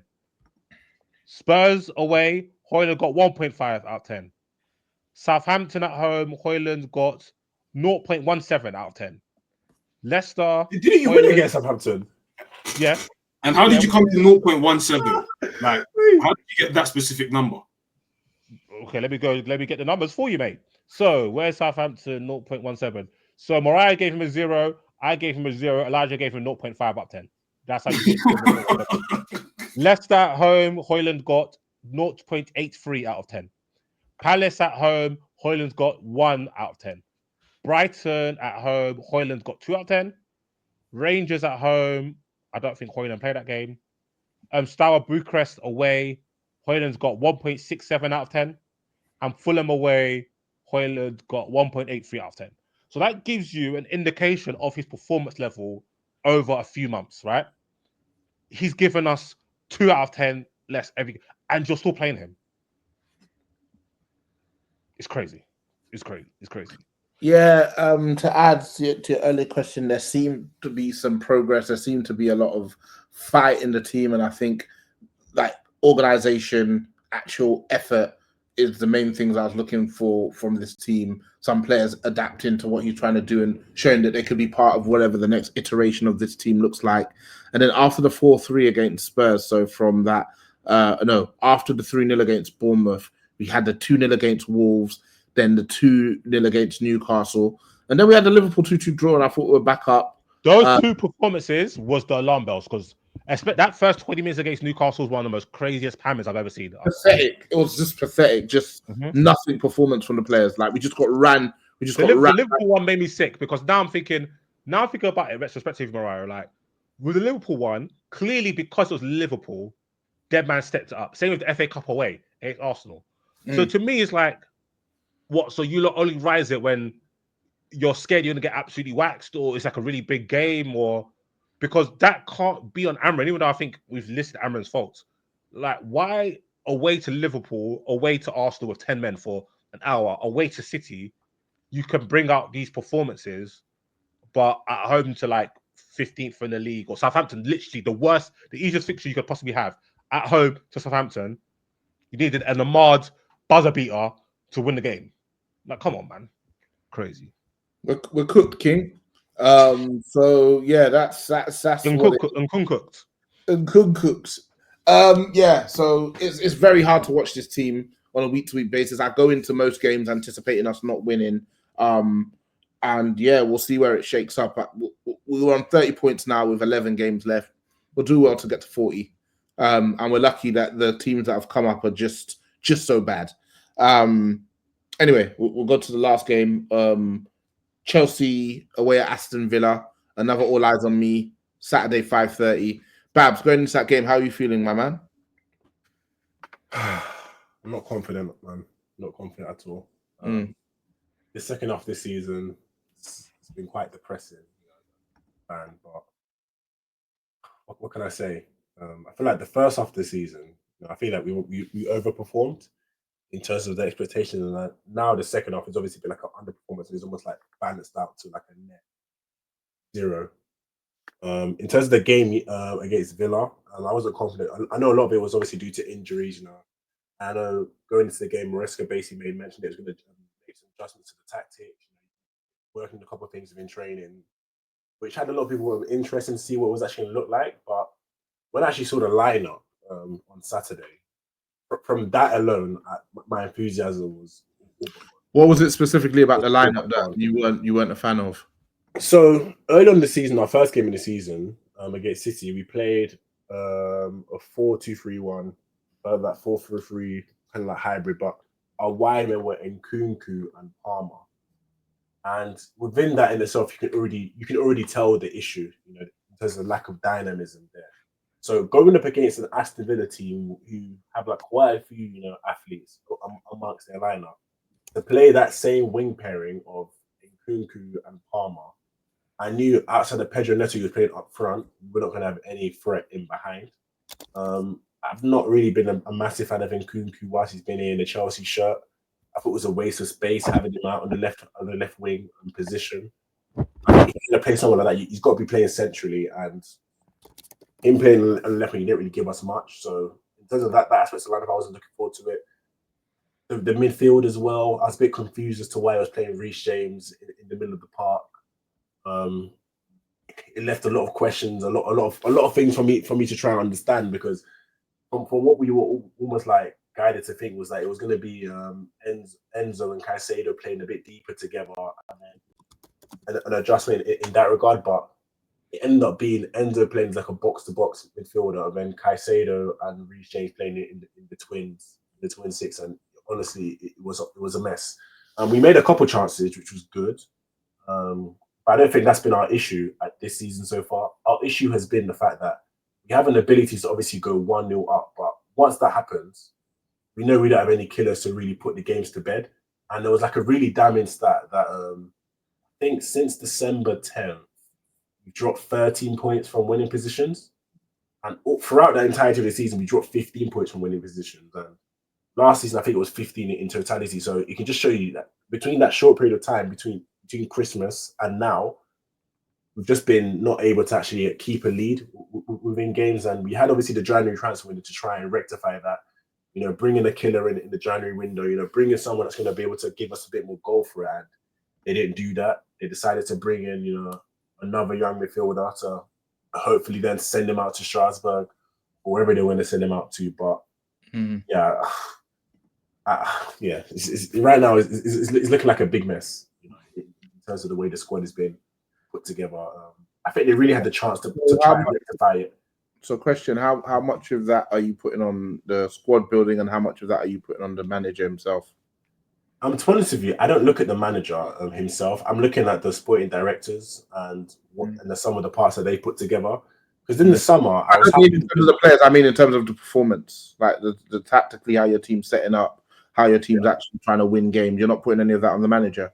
No, I'm putting the onus on the manager, but at the end of the day, the sum of the parts were put together by the sport director. You know, at Chelsea, you know, the way the club is been restructured is that the manager, he's just a coach. He doesn't have any input in terms of the transfers. Yeah, I'm talking specifically about the coaching. It's the same players that you were winning games with the first half of the season, right? Yeah. What's changed? So as I said, we don't have any killers up top. So Jackson had a hot streak at the beginning of the season. You know, he seemed as though to a lot of people that he turned a new leaf. You know, he's putting away chances. You know, a highlight of that would be the Brentford game where we were 1-0 up. He put the goal in, took us up to 2-0.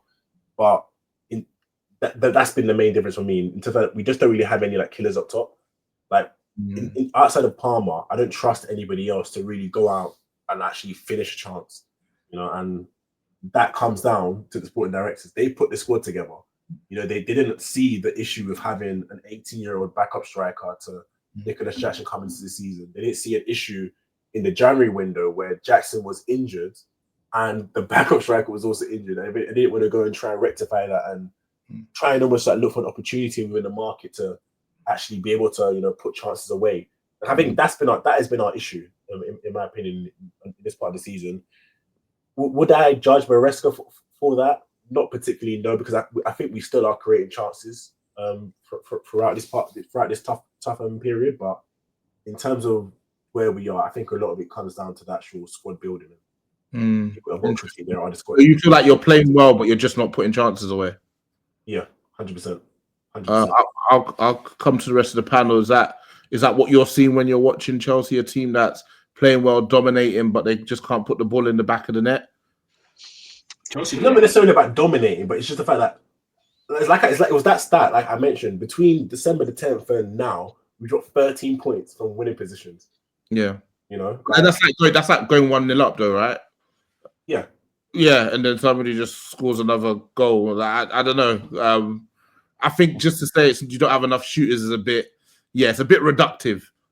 You got Cole Palmer in there. You got goal scoring wide players. You got creative. We need to talk about Palmer as well. But what wide players would you say?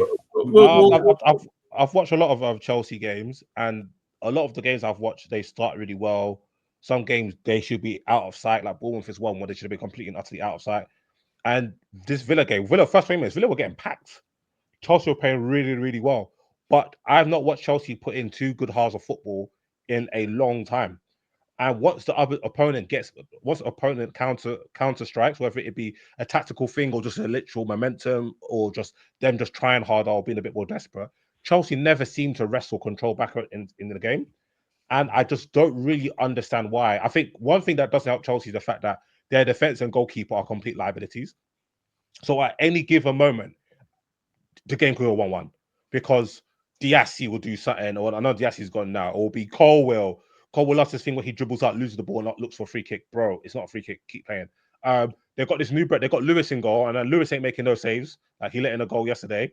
Like it's a bit crazy. And I think where Chelsea were really strong in the first third of the season was their midfield area. So Enzo Saicedo were playing very well. When they're playing Enzo Saicedo and Lavia, that was good as well. I think Enzo's still been pretty good. I think Saicedo's levels dropped a bit, or not a bit. He's clearly dropped. I don't think they can wrestle the middle of the field, and I think Palmer has been pretty non-existent as well.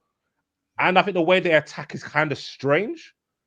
It's very much wide centric. It's very much funneled to wide areas, but wide centric. Yeah, that makes sense. Yeah, but the talent isn't in the wide areas. You know what I'm saying? The talent isn't the wide. I think Pedro Neto played really good, but from a more like central role. And I think Palmer, like not being Palmer, is severely damaging because maybe early parts of the season, Palmer will do something to make the game 2-0. Now it's a lot more calmer. Or the game's 1-1, Palmer's on something to make it back to 2-1.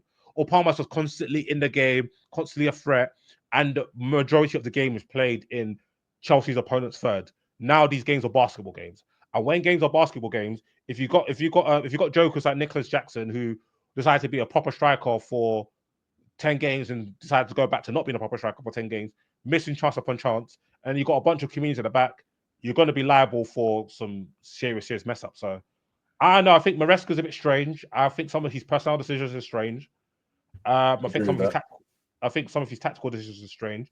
But he doesn't seem to really do anything to stop the opponent getting a foothold in the game.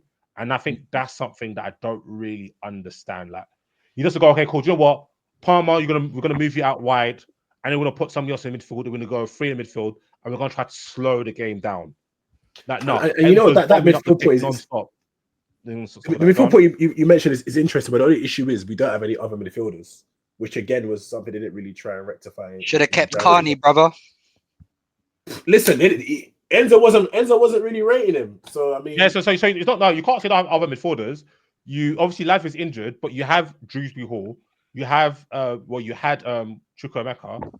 I think Leslie's Oguchukwu has gone Leslie's on. Been on loan at Southampton. Yeah. So you still got Drewsbury Hall, and you still have Drewsbury Hall now, right? So you do have other players. You just don't want to play them. I find as well. I agree with Disu on.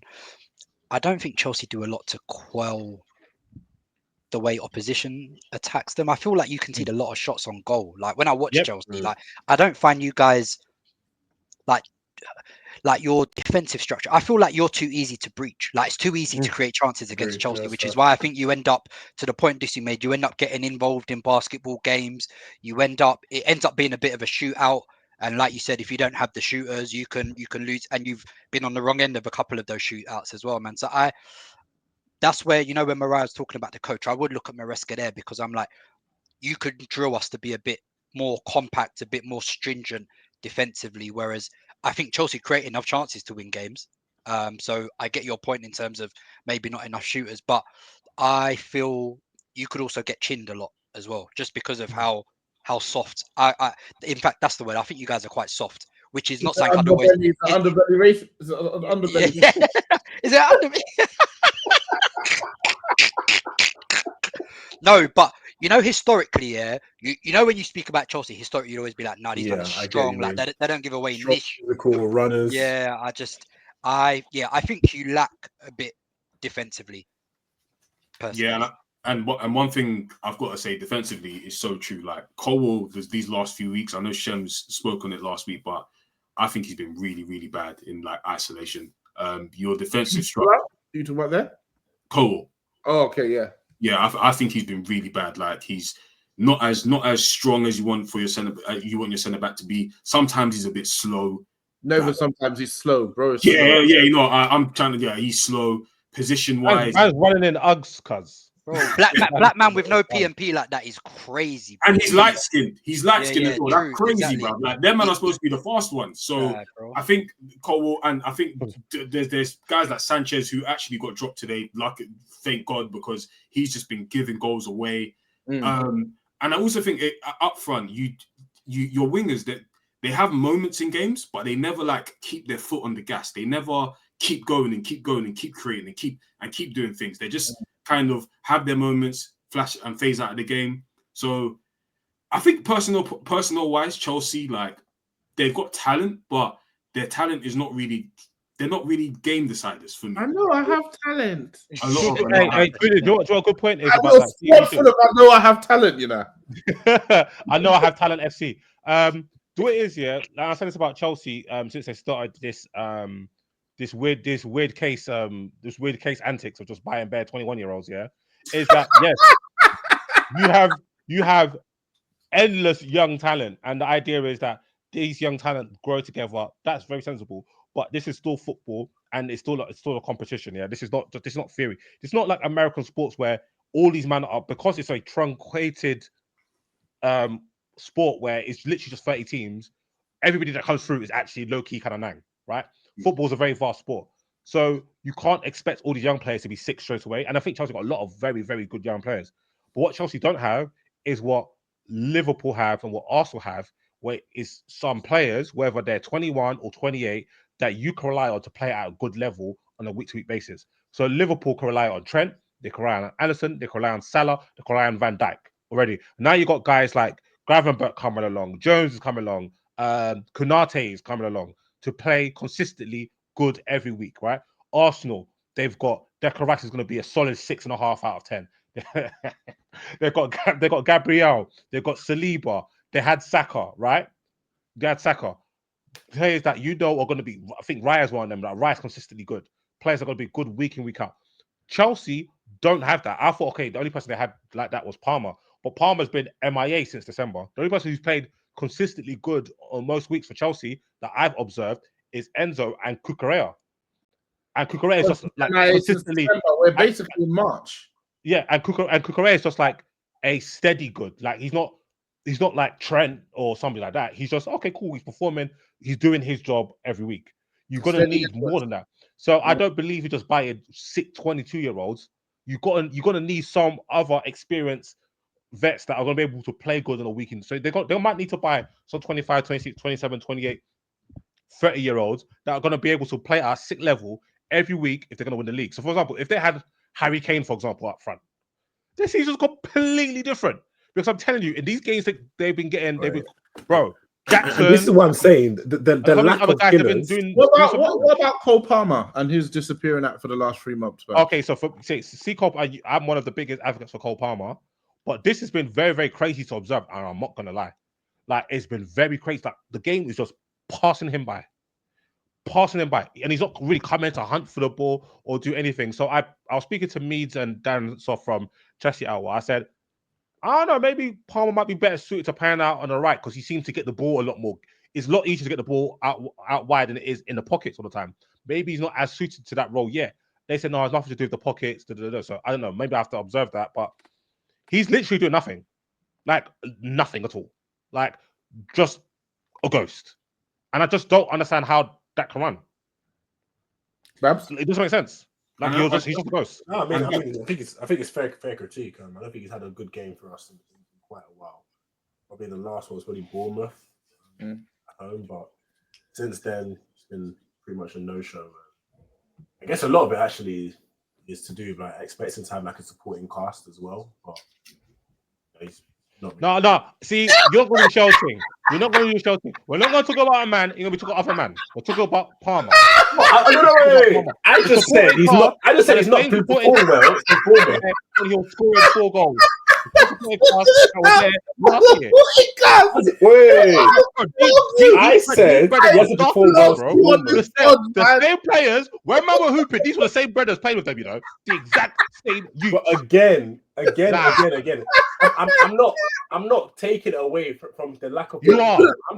You are. You tried to underbelly. You tried to underbelly racist again. You tried to underbelly racist. Oh, and at least we have forwards missing. All your man are there, bro.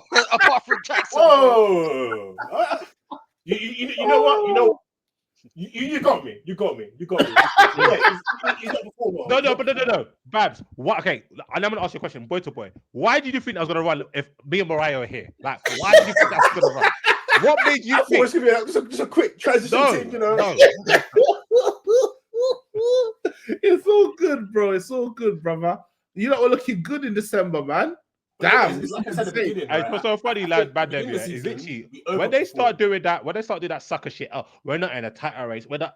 Literally, since then they've been getting slapped from pillar to post. They started saying we're not in the title race. Damn, they knew something. They tried to do the humble thing. And then life humbled them. It was crazy. We're just happy to be here. Happy to be here, yeah? Right, we'll see you. Right, we'll see you. No, it's actually disgusting because, and I think it's not even like they've had a mad run of fixtures. It's like it's all like the middling teams are just getting their shit off against Chelsea. Yeah, getting their shit off is absolutely insane. Yeah, you lost to Ipswich. Yeah, we lost to Ipswich. Yeah. Fucking hell. But that Ipswich game, I'm not gonna lie, it was actually very peak because they got robbed for a penalty and they were smacking Ipswich. They were at that. And then Diaz gave them a goal to make it 2-0. I said, this franchise is cooked, bro. This franchise is cooked, fam. Yeah, the one thing I would say about man had 55 black defenders and none of them are fast, none of them are strong. This is the run of form. This is the run of form since the 15th. Hey, we have to go through it, man. We have to go through it. 0-0 draw versus Everton, 2-1 loss versus Fulham, 2-0 loss versus Ipswich, 1-1 versus Palace, 2-2 versus Bournemouth, 3-1 versus Wolves, 3-1 versus City, 2-1 versus West Ham, 3-0 versus Brighton, 2-1 versus Aston Villa. Do you know what's crazy about? You just say results. You didn't even say if we were losing or winning, but I knew exactly what it was. I knew exactly what that shit was. You're like 3-1 versus Wolves. I was like, wait. And out of those games, I think Ipswich they probably should have won that game, but the flow after 2-0 went mad. Ipswich should have won. 1,000% Palace should have won. Palace, 100% we should have won that game, bro. Do you see what Jackson did? Do you remember when? Yeah. I'll get it. No. There were a few. Bournemouth we should have won. This is my one bounce. Get them on. Let's go. We should have beat Crystal Palace. 3 wins in 10, man. Get out of here, man. Hell out of here. Go home, Roger. It's been nasty, man. Here's what is. How do you? But jokes aside, how do you feel about the manager? Was the point you made earlier? You're not holding it against him. You think they've kind of done him in, not giving him a good enough squad, or are you looking at him pochish? No. Oh, no. I'm still looking at him funny. Like the personnel, like I mentioned earlier, the personnel choices are disgusting. The choices to play Nkunku at left wing is just plain stupid. Like it's just stupid. Just try out, a young academy boy in Tyreek George. Give him an opportunity. If he stinks, he stinks. But at least you're playing a natural left winger in his position. There was like a quote. Jaden ain't moving the needle now. What do you mean? Jaden ain't moving the needle now. Everything you said there was English, bro. Yeah. Do you want me to say Yoruba about something? I'm confused, fam. Hey, try that one. Try that one. It's good. Not mine. I saw you both from you. I can say Sancho in call. Yeah, how about that? Hey, all right. Fair. No, the only reason I mentioned that is because I was coming to a point, but in the midweek, he made this point, this comment where it was like, let me see if I can even try and find it. But it was like, he says Tyreek George is not 100% ready for the first team, but because of the amount of injuries and lack of options, he'll get the chances to play. So it almost gave us like the thought, okay, you're going to give this young player a chance. But yesterday, for example, you made one substitution in bringing on Sancho like the last 10 minutes, and other than that, he didn't really give a young player the opportunity to play. Like a Josh Achiampong, we see that he had some good performances. When he actually came in, he's just almost been cast to the wayside. So my thing is, in terms of like the manager, I'm expecting to try and like find some sort of alternatives in our time of need. Yeah, your whole bench was basically young players. I'm expecting to like give these guys a chance, here or there. Like, what else do we have to lose at this point in time? Because some of these players, they had good performances. I'm not gonna lie. Gusto, you need to stop playing Gusto right now until he gets his shit together. Gusto's a great. He's been stinking, man. Yeah, that's a great segue into Marcus Rashford. What is the opposite of releasing swans? Imprisoning doves. So doves. He's what? No, you're not releasing swans. What they do game in front? Oh, the trumpeters. You get the trumpeters out. Get the trumpeters out, man. Marcus. Like, when people release swans from him, now bring that. Oh, you're retrieving them. Yeah. You have to send the pigeon out. You got to send the pigeon to go tell the swans they got to come back. Come back, bro. We've released you. I ain't got to lie. You don't got to come back, cuz. You got to come back. What recall? What recall, yeah? What are you saying, Babs? Am I one of those people who... Yeah, you want those people, giving Rashford these props? Is that what you're doing right now? Or... Not really. I'm about to open up the discussion for this panel. So obviously he went to Aston Villa. The photo day, he was looking rough. People asking what's going on with Rashford. And off the back of that, he's played pretty well. He was the guys I watched the game with, Mike, Harold, and Mush midweek against Liverpool. They thought he was really good against Liverpool. He created 2 goals on Saturday against Aston Villa. So the classic thing is happening now. Football fans are revising history. Why did we loan him out? What's going on here? Marcus Rashford, I knew it. What are you guys' thoughts? Because I look at you, Seun, and that's a player I'm surprised you guys weren't trying to bring in. Marcus Rashford, free hit between now and the end of the season. Why not?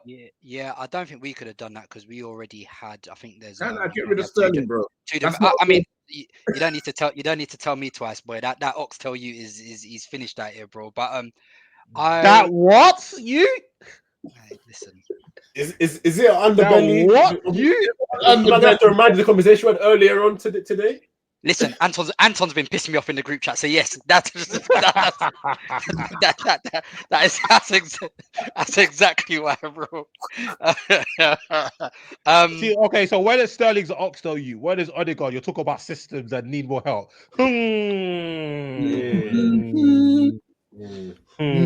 What do you say, Morayo? Soft underbelly. Soft Yeah. underbelly. Is that underbelly? Is that underbelly thing? Yeah, It's God. underbelly. It definitely is. Now, I would have taken him on loan. But yeah, obviously, I'm happy for him though. I've always liked Rashford. I don't know though, man.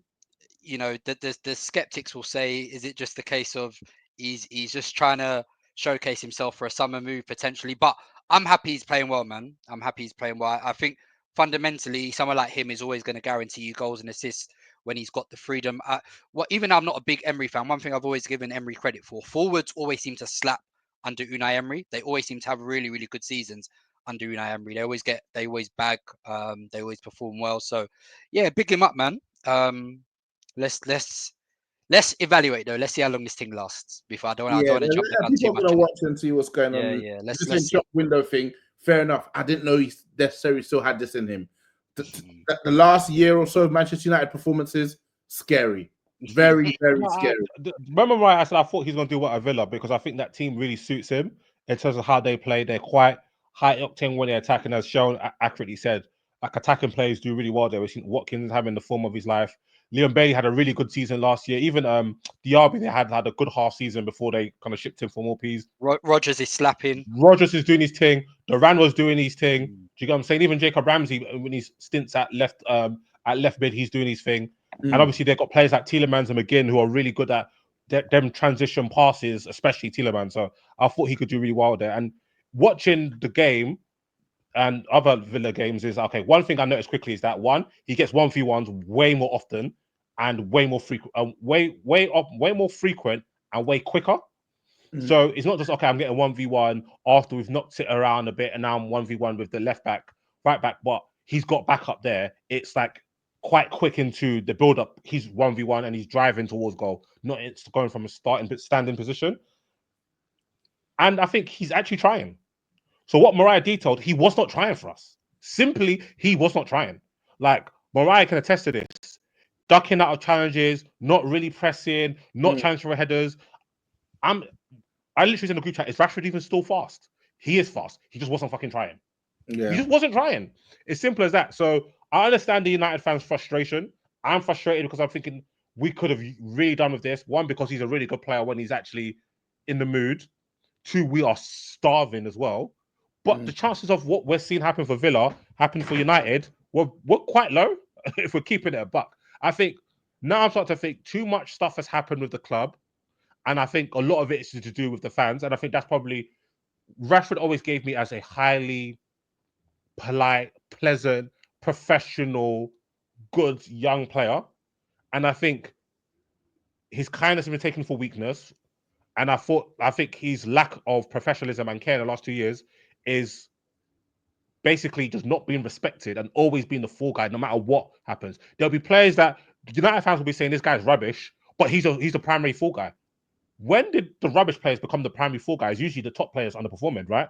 He'll score 30 goals in a season, they'll diss him. He'll score 4 goals in a season, they'll diss him. He'll bang in big games, he'll diss him. He gets injured, they'll diss him no matter what. And then obviously that leads to him actually dissing himself by being unprofessional. We've seen, I don't want to get into too much stuff because I actually like him, so I'm being biased here. He's been unprofessional, he's not trying, which is bad. And that led to his performances that we saw, as Morayo said, for the last 18 months, which has been literally pathetic.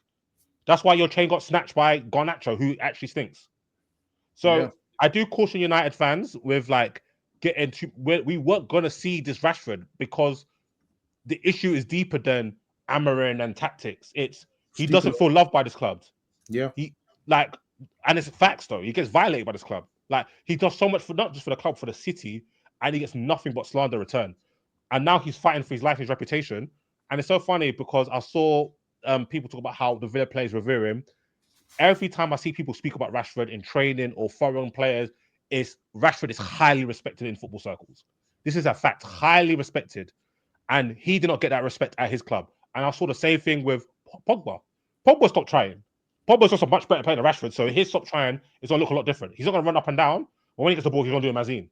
But Rashford literally shut down. We saw the same thing. Sancho, stop trying.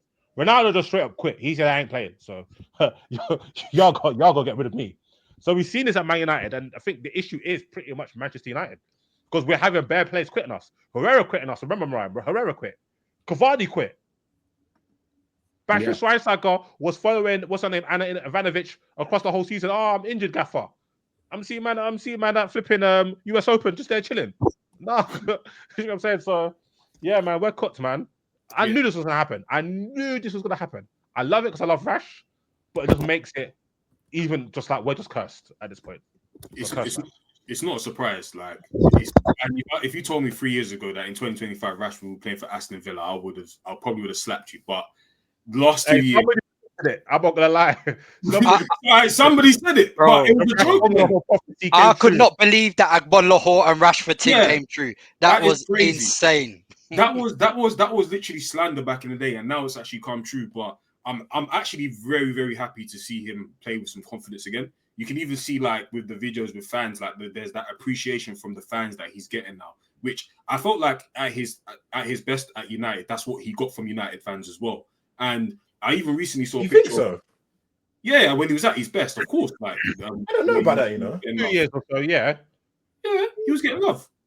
But I even saw with the academy, like, how much of an inspiration he is to the United academy. They're all doing his celebration, and they all see him as a model professional, even in the England and what's it called, Man United academy. So you see things like that, and you're like, if he had that kind of love and appreciation for the last 2 years, maybe you would have seen a better side of him. Who's also ran into the ground by previous managers, playing through injuries and coming back early so he can help the team. And all of that was basically thrown back in his face. So, of course, like, after a while, you're going to get demotivated. So seeing him play with some motivation, and to be honest, playing with better talent at this point with Aston Villa, it's going to help. It's going to help, man. That's a fact. That is a big fact.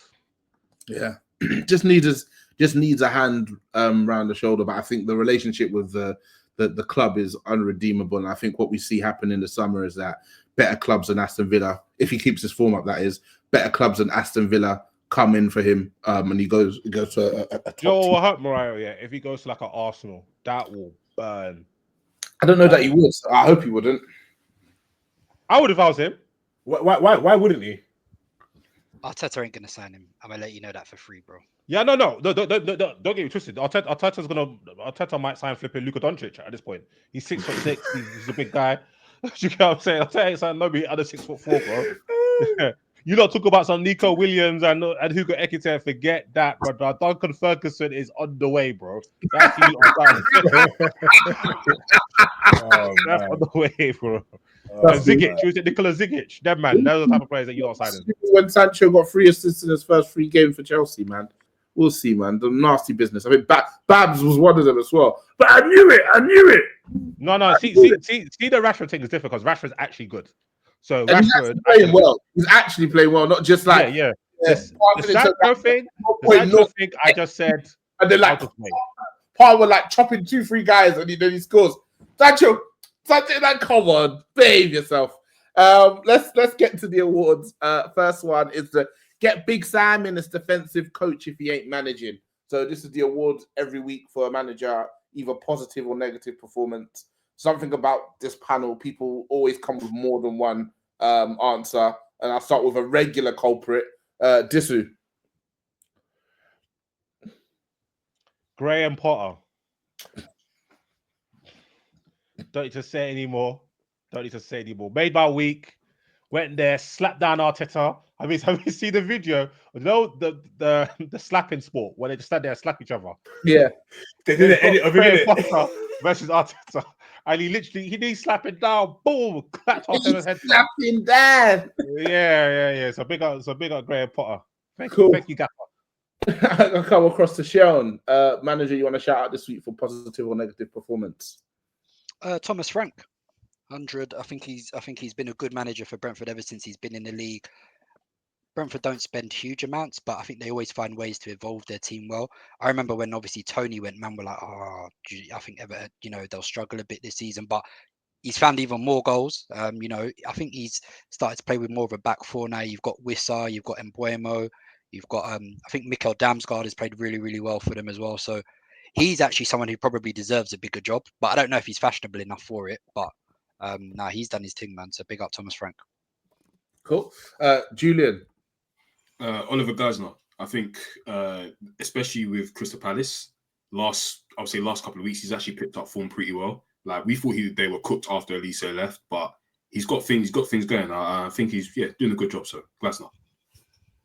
Yeah, they started very, very slowly. They're mid-table now, 13th, 33 points. So another team above Manchester United.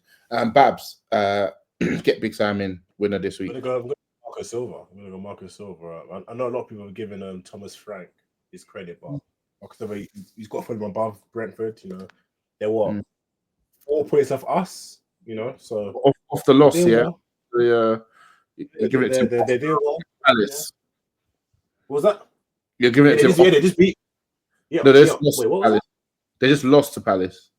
But I know, but I'm saying that they're still like mid-table. They're still a couple points off of us. They've done well this season. That's my. Oh, fair enough. It's usually for the week though, so it's usually coming off like a good performance. You did not know they lost to Palace. You did not know that. I didn't know they lost to Palace. I do because I saw the Mateta thing. I did know. As defensive coach, if he ain't managing, positive manager of the week, off a loss. I'm still gonna give it to him. I'm gonna need people to start sending me in advance their award winners, and I'm vetting it going forward, man. Next one is it's not double debit. I know you. I did know. Why I honor? Next one is it's not double denim. It's a moment that had you rattled this week. I'll go in the opposite direction. So I'll start with you, Babs. What moment had you rattled this week? I sent to you when he came off the bench. What, when he came off the the bench? bench or the winner? No, it was when he came off the bench. Because at that point in the game, we were in the chat like, why are we not making these substitutions? They had made 4 subs by that time. We made none. And when he came off and Rashford came on, I knew 2-man step. Done. Yeah. Done, man. Well, it shows you what happens when you actually make moves in January, you know, when your squad's in need of it. So yeah, that was my rattle moment. £1 billion squad needs moves in January. Yeah, it does. Yeah, how about that? Damn. How about that? Julia, what moment had you rattled this week? Aye, Darwin Núñez, yeah.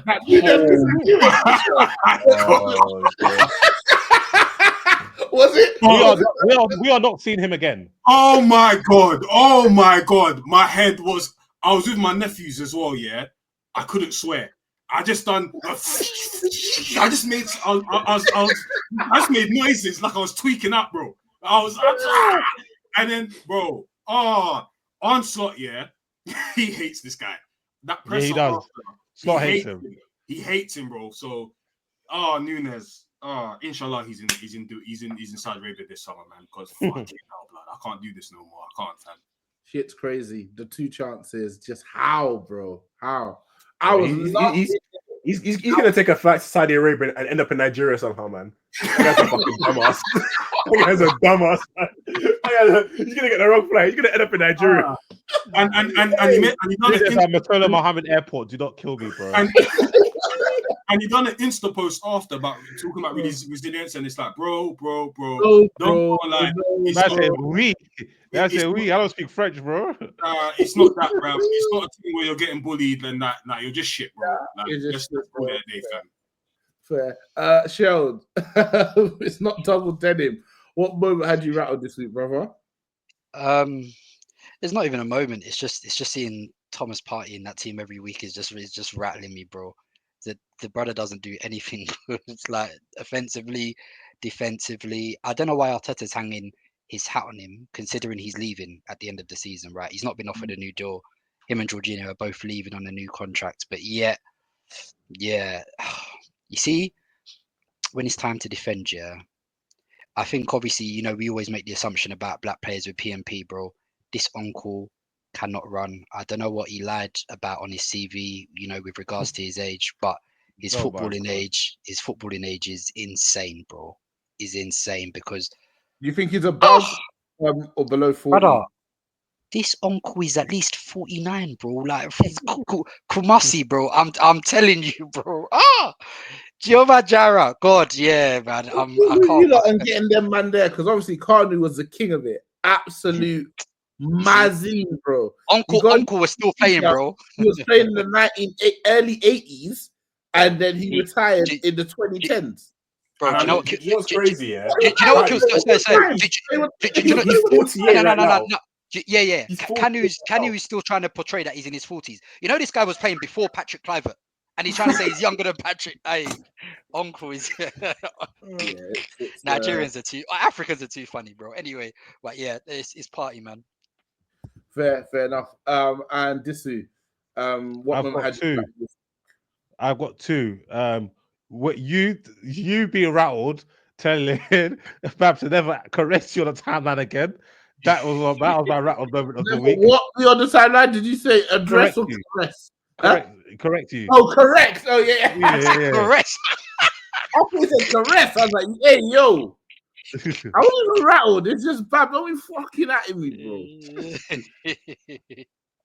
Yeah, that rattled me. And I had one from the United game. What was it? Was it Bruno kicking it back for the thing that was a penalty? Oh yes. That whole. So we got back into the game. It was 2-2. We're trying to get a winner. Bruno randomly on the volley puts in a ball into our channel, yeah, for Everton to chase, yeah. Then we clear the ball and they put the ball in the mixer, and then Maguire and Delict did their very best to both give away a penalty. Yeah. that was a penalty. What that ref said. That was absolutely a penalty. That was Ashley Young's reputation going against him because he was actually mad dramatic because he was probably anticipating the contact.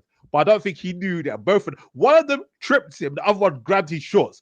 He didn't know how to react. At that point, my head was on Jupiter. Mate, that was crazy. But I thought we were going to actually win. So for it to like all that for a drop of blood, like you get back in the game to lose it right at the death. My head was gone as well, man. Cool. Next one is the no agenda of the week. Julian, what's your agenda this week, sir? I'm reading up the one from last week because I had to ask my boy, what's Marino and this auxiliary centre forward thing saying? Car, it's all good when you're going to the King Power Stadium and playing against Vardy and them, but guys were talking crazy off a King Power Stadium bid. They was like, not one year, goodness me, brother, you play Leicester, bro. It was off the bench minutes as well, so that's what made it even worse. So I was like, all right. And like again, as the famous quote says, why argue with an Arsenal fan when you can just wait? I knew the day when they start him centre forward, what would happen. And what fucking happened? Nada. Nothing. That's what happened. They were drawing for your mouth, you know. Nah, So yeah, man. Auxiliary centre forward Marino, and I'll be watching closely for the rest of the season because he will be there. He will be there no matter what. Seun, who do you have? What moment had you rattles? No, what's your agenda of the week? Sorry, I'm all over the gaff. Can you come back to me? I'm just thinking. Fair enough. Disu, I don't need to come back to you because you've always got one in the tuck. What's your agenda of the week? Odegaard, that's just my money train. Just keep churning money out of that one. And I think I'm going. Do you know what? Yeah, I'm going to give Bruno's off my agenda list for the rest of the season. Wow. Yeah, he's like the last 2 seasons. I've actually been impressed. He's actually changed his game, so that's like a reverse agenda. He actually deserves respect because he actually is playing with like multiple planks of wood. It depends on who's playing or not. If I wouldn't call him a plank of wood, but Amorim. Remember what we used to say? You're under the lights. Mm-hmm. He's looking funny in the lights. So the lights, I'm gonna have to up the UV. The lights, nah, he's under the lights, mate. He's looking crazy. Man tried to switch up and wear a tracksuit this time. Nah, bro. Hey, the hoodie was calm, though. Yeah, the hoodie was cold, but this always looking depressed. Like you don't have it. You can't stop what's happening on the pitch. Like you have no power to impact the game. I'm not really feeling that. No, his post game comments. He's down horrendous, bro. He's down horrendous. He's cracking. Trust me, you ain't seen nothing like this era of Manchester United. It's breaking managers. is breaking people's spirits, bro.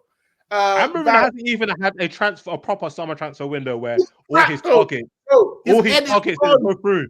His head is gone, bro. He's like, Bro, how is that? Wait Bro, till summer and then all his top targets don't come.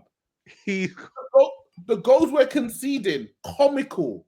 Those 2 goals were Yeah, comical.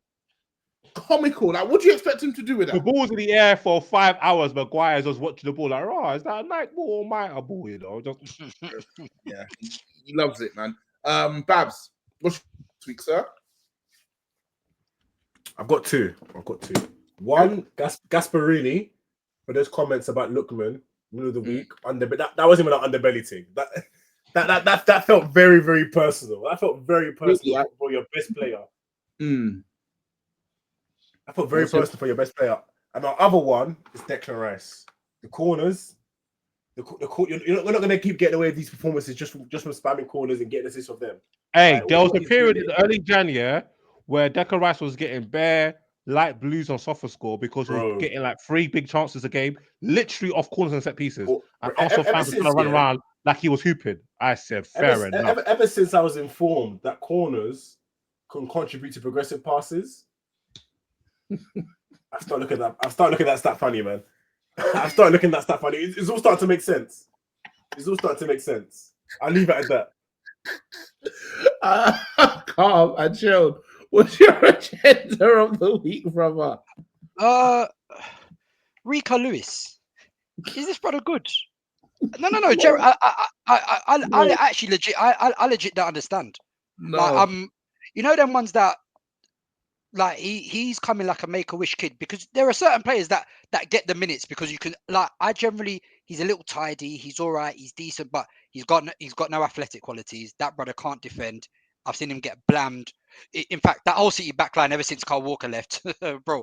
I mean, they were struggling. These men are getting beat up, fam. There is no P&P in that backline, bro. Obviously, I could have brought off Vardio after what Mbappe did to him midweek, bro. But yeah, Rico Lewis generally, he gets hyped because I've seen him, like, he's in England squad, right? He's getting minutes, but I generally don't know what that brother's good at. If someone could explain it to me, I'd appreciate it, because I don't think he's good at all. Fair enough, man. And how about the underrated ESR player of the week? I know I have talent.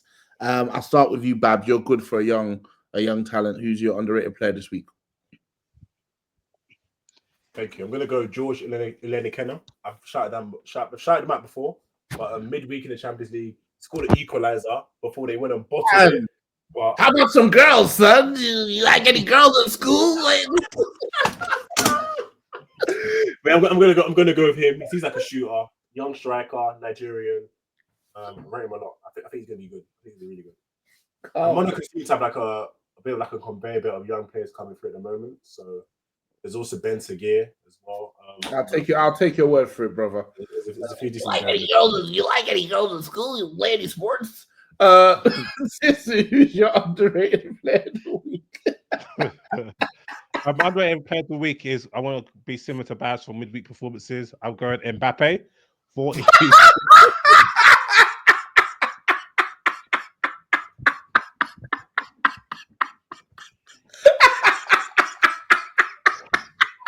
Yeah, everyone start submitting your answers in advance. He's getting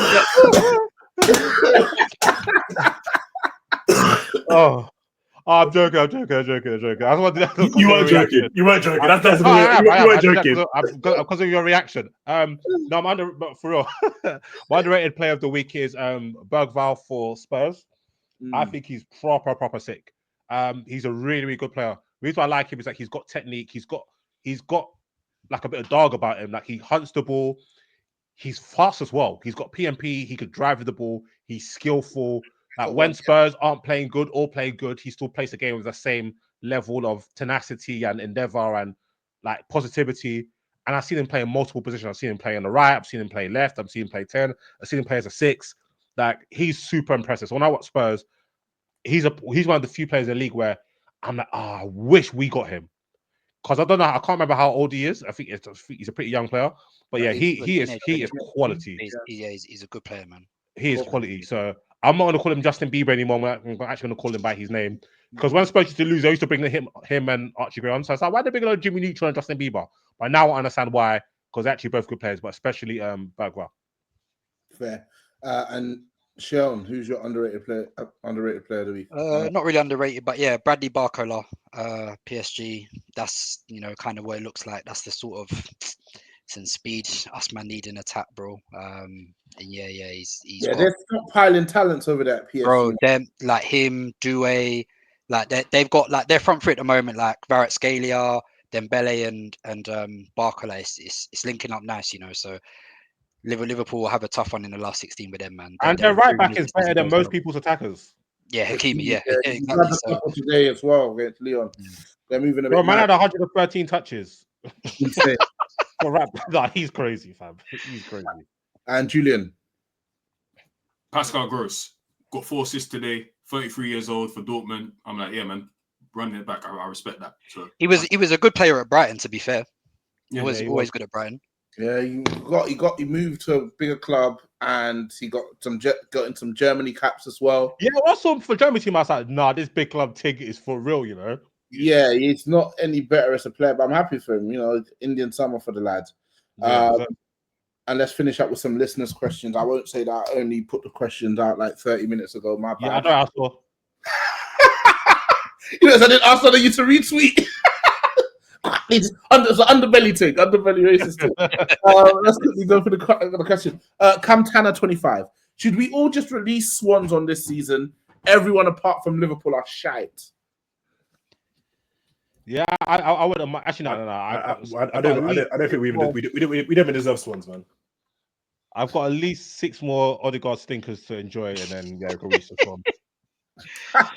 No, that Cougs 10 monster classes in the last 13 games. I'm gonna watch it go down to that to get. I need 10 monster classes. 10 monster classes, and him responding with one of his worst stinkers is Sin Ni Ma. My goodness, bro hasn't had 3 all season, and you want 10 in his last 13. Fair enough, man. The math ain't mathing. Next one's from Baitface Nate, shouting out, always sending questions. It's looking ever so likely that Slot will win the Prem in his debut season. What does this say about Klopp's all-time? I love this question. Yeah, this doesn't say anything about Klopp's all-time legacy, but if anything, it adds to it because Klopp was able to build this same team, and you saw on his last day, he said, "Listen, you man, the next manager comes in, believe in these man. This is the team. Trust me. The same passion that you have for me and for the next team." And look what happened, man. So where did Klopp finish last year? Don't matter. This is his team. So, you know what I mean? Right, it's literally not his team. It's his team. He's not a manager. It's his team. He brought these guys, even down to that Chuckle brother Nunes, bro. Brought all these scrubs here. So, yeah, man. If anything, it enhances his legacy amongst Liverpool fans. This is good. I'll never forget when the news came out and you man did that live podcast acting like your granddad. Like your granddad had died. It doesn't matter what another man. He can come and win 5. He literally matched Klopp's legacy in 3 working days. What about Klopp, bro? No, this is if anything, that title is. Man, I forgot about Dre. Bro. If anything, and you know what, Morayo? It means more because they're going to go to the marches. They're going to go to that parade thing as well. They're actually going to get a parade this time. Yeah. This is actually going to be a real title, not a fake title. Hey, if anything, certain man need to give their medal to Klopp. I can't lie. Nunes, he mashed the work on that. He not like he deserved that. There's some clutch moments, man. Yeah, some moments, but there might be certain man that just need to go to the stands and give their name names.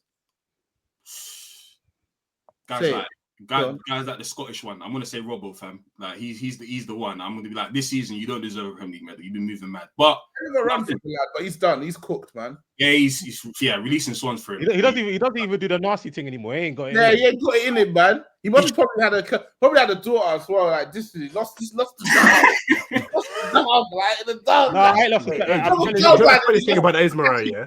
Listen, that one fateful day when Arsenal fans were maybe about the Odegaard Madison, that reinvigorated me. And I put Odegaard in the first 18 months of Alice, you were cooked. I was cooked, bro. I'm back now. You're only just I'm back now. no energy to argue or debate. No, yeah, whatever you say. I'm back now, cuz. You're I'm back. back. You're back still. Next one is from Tobes' Logic. What do you think it will take for Arsenal to eventually get over the line after 3 years of second place finishes? Honestly, banter aside, we just need more quality, bro. Like legit. But I think if we add the quality that I think we need, and we don't, then yeah, there's going to be some uncomfortable conversations. But a forward line of Trossard, Havertz, Jesus, Martinelli, Saka. Oh, you're I mean, all out on Martinelli, yeah? bro, I'm only in on Saka and Ethan Nwaneri, bro. The rest of them, you can carry bag and go. I got no stocks in anyone else, man. So that they could reinvent that whole front line for as much as I care. Fair enough. Next one is from Wizard Chai. Sometimes due to bad environment or form, players' performances can went unnoticed due to not being on favourable side of results, especially non-goal scorers.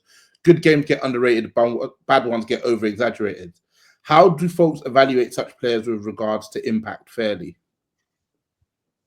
That's a great question. And something I think when people actually watch the game and judge the players on what the player did, and obviously you got to factor in system, game flow, who they're playing, or stuff like that. But when you actually watch the game and judge what the players did, so for example, like Arsenal had a bad run of form, but in my opinion, that was the best Declan Rice has played this season. And I think for the majority of the season, I think Declan Rice has been actually quite poor, or like average, I'll say. Maybe not poor, but just average. But there was a period like when Arsenal weren't having the greatest games, where they dropped points um, away at Brighton and Fulham and another game. But I actually thought Declan Rice was really good, but he didn't really get plaudits for those games because the results weren't positive. I think Enzo Fernandez has been playing really good for quite a lot of the games, but because Chelsea aren't winning, like it doesn't matter. So those are two examples of players that I watch quite closely that have actually put in good performances, but because their team hasn't played well, it doesn't count. And I think that's just a bit silly because yes, you can play really well and actually have an impact in the game. But if like I don't know, your defenders randomly do something mad, your strikers are just missing, or you get a bad decision, or somebody gets sent off. There's so many things that can happen in a game that involves 22 players. That's a lot of variables, right? So I don't think it's easy as saying that you weren't good, so your performances don't count. Like I think that's silly. Or your team, for example, like when I think when people were saying, "Oh, you can't rate Madison, his team are 12th," I'm like, that doesn't make sense. If he played good, he played good. Whether his team are 12th, 13th, 15th, 1st, if that's a good game, that's a good game. Do you get what I'm saying? Like that's silly. What I mean, because based on that logic, Wolves are trash, but everyone rates Cunha because he plays well for Wolves almost every week. Do you know what I mean? Exactly. No one's going to sit here and say Cunha is not a good player because Wolves are battling relegation. Yeah, I think his point is a great one because he's talking about non-goal scorers, right? Like Cunha scores blatantly obvious because he scores goals. He does a technical madness most games. For guys who are like just steady players, their team may be being cooked, but if you actually look at their objective performances, they're providing a lot of value. Or they're players that will do even better in better teams. It takes a discerning eye because no good example of this, Morayo. What'd you say? He's injured now, but in die for Everton. Like before Moyes came in, they were getting packed all the time. But I'm seeing the guy get the ball, drive at the pitch, beat 3 or 4 players, but eventually get crowded out. But like he's a player who, like, I think some people who like really watch ball were like, yo, like this guy's good.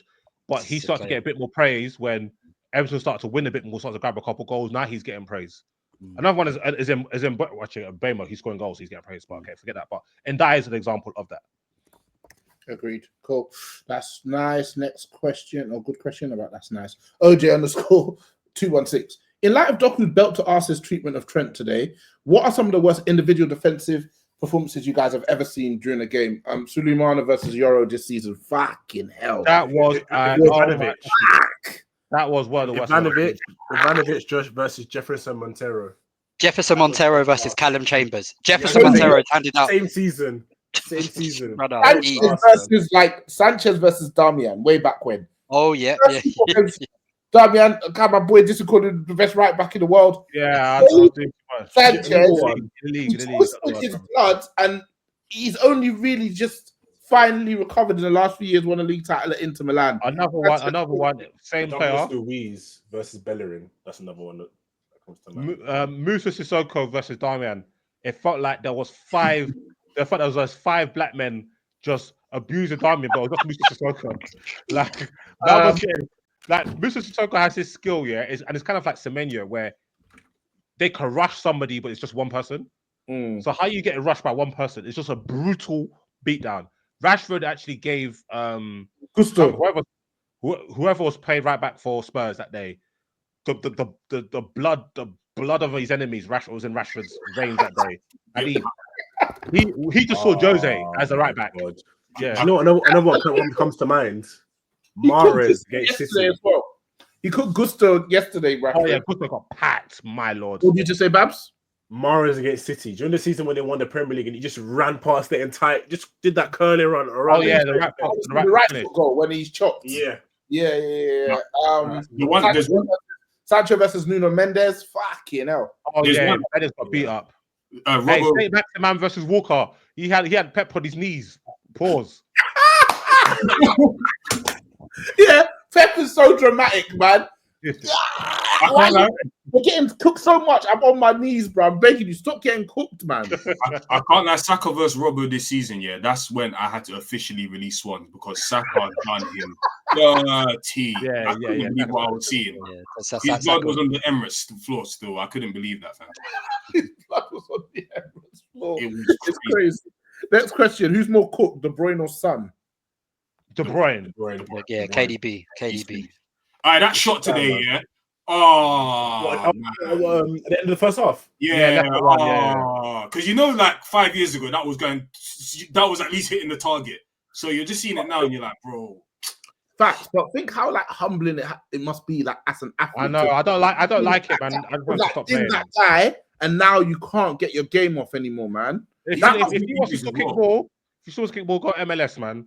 Like, go crash it there. Like if you still want to kick ball, I don't like seeing that. MLS or Saudi, just go do a mad thing. Yeah. Next I one. don't even think Son's cooked. I think if Son plays centrally, he will just back like crazy. Yeah. Man, I put him on a touchdown wing. He's never had moves, let alone now. So. Okay. And then 495. Salam brothers. Do you guys think Arteta might just cut it in a less intense competitive league like La Liga, Serie A? His team for past 2-3 years have topped all the right metrics: goals scored, XG, defense. But seems these are stats that will make him king elsewhere, not in the English Premier League. A wise man once said, "It's good, but it ain't enough." It just ain't enough in this league right now. Like I can't see him going to like somewhere like La Liga, for example, and without taking over a Real Madrid or Barcelona, getting someone like Atletico Madrid to that next level. Like Hey, maybe Barca fans will have him out by match week 5 if he comes to try to pull any of that shit that he's playing right now. He better stay his humble ass where he is right now. and you know, Nowhere else. and you know, I think he's I think he's fine. I just think he has probably. I'm not sure. She'll probably know better than all of us in terms of who's making the decision on some of these players. But I just think he's got the nucleus of a title champion team there. He's got the best defense in the league. He's got 2 midfielders that are young enough in Odegaard and Rice that you could count on. Maybe not this season, maybe Odegaard bounce back season and Rice to play good consistently. You've got a world-class player, Saka, is a difference maker week in, week out. It's just in finding those other players to go along with that. And then also, he has to take the handbrake off. He's way too conservative. So like, I watched Liverpool game today, and I'm not sure you guys noticed it, but when it's time to Liverpool to break, it just looked like a sea of red. Bro, Liverpool floods like 5-6 man forward all the time, bro. Warming at speed. Arsenal running 2-man counters. Bro, 2 man with players that can't run. Literally with players that can't run, fam. Whereas in the 22-23 season, the Arsenal transition was peak. It was was we were saying, like, I feel like the way that 22-23 season ended, with that flogging by City, I feel like he scarred Arteta forever because he was so brave that season, and that level of bravery, like I just think like there's been a level of risk averse that is just seeped into him that he's not letting go. And it's almost like he's scarred by like how he was as a player, that he don't want to let anything like us get countered through the middle or anything. Where to your point, he just needs to release the handbrake a lot. There's not a lot wrong with Arsenal, like legit. Like there's not a lot. Like the problems that we have, they could be tweaked with like 3 good signings. For example, if you bought a good left centre mid, if you bought a good left winger, and you bought a good striker, the Arsenal team is as good as anything around. For example, you sign Isak, everything's different. Bro, it's crazy. Everything's different. That's one signing. Bro, Hopefully not though. You know, mad. Hopefully not though. Oh, 150 mil, man. Then take your Pay whole it, man. Pay it if you're bad. Nah, bro. Chris Wood is there, bro. He's got 18 goals as well. He shoots you lot as well. Yeah. Boy. Yeah. No. Put it this way: there's not a lot wrong with him. He has to show that he can get over the line, and until he does, it's not. Yeah, you're right. Yeah, it's not a small thing. It's not a small thing. Like until you do it, they consider you a nearly man. You know. Right. I think we said in the TG group chat that like there's probably 10% left here, but that 10% is the hardest to get you over the line in it. So he has to show that he can do that. Final question from Alexander Tao: when is the Villa pod getting launched? Go to hell. So you have to ask Seb for that one still. Yeah, he's doing some nasty work on the Mugger account right now. Yeah, he is. He's taking on Lagos, one man up. Cool, gents, 2 hours and a half. Wow, can't remember a pod this long. As always, a pleasure. Julian, Babs, Disu, Seun, always welcome back. Yeah, peace. Yo, when I spit bars in a rave, man, I go hard like Santan.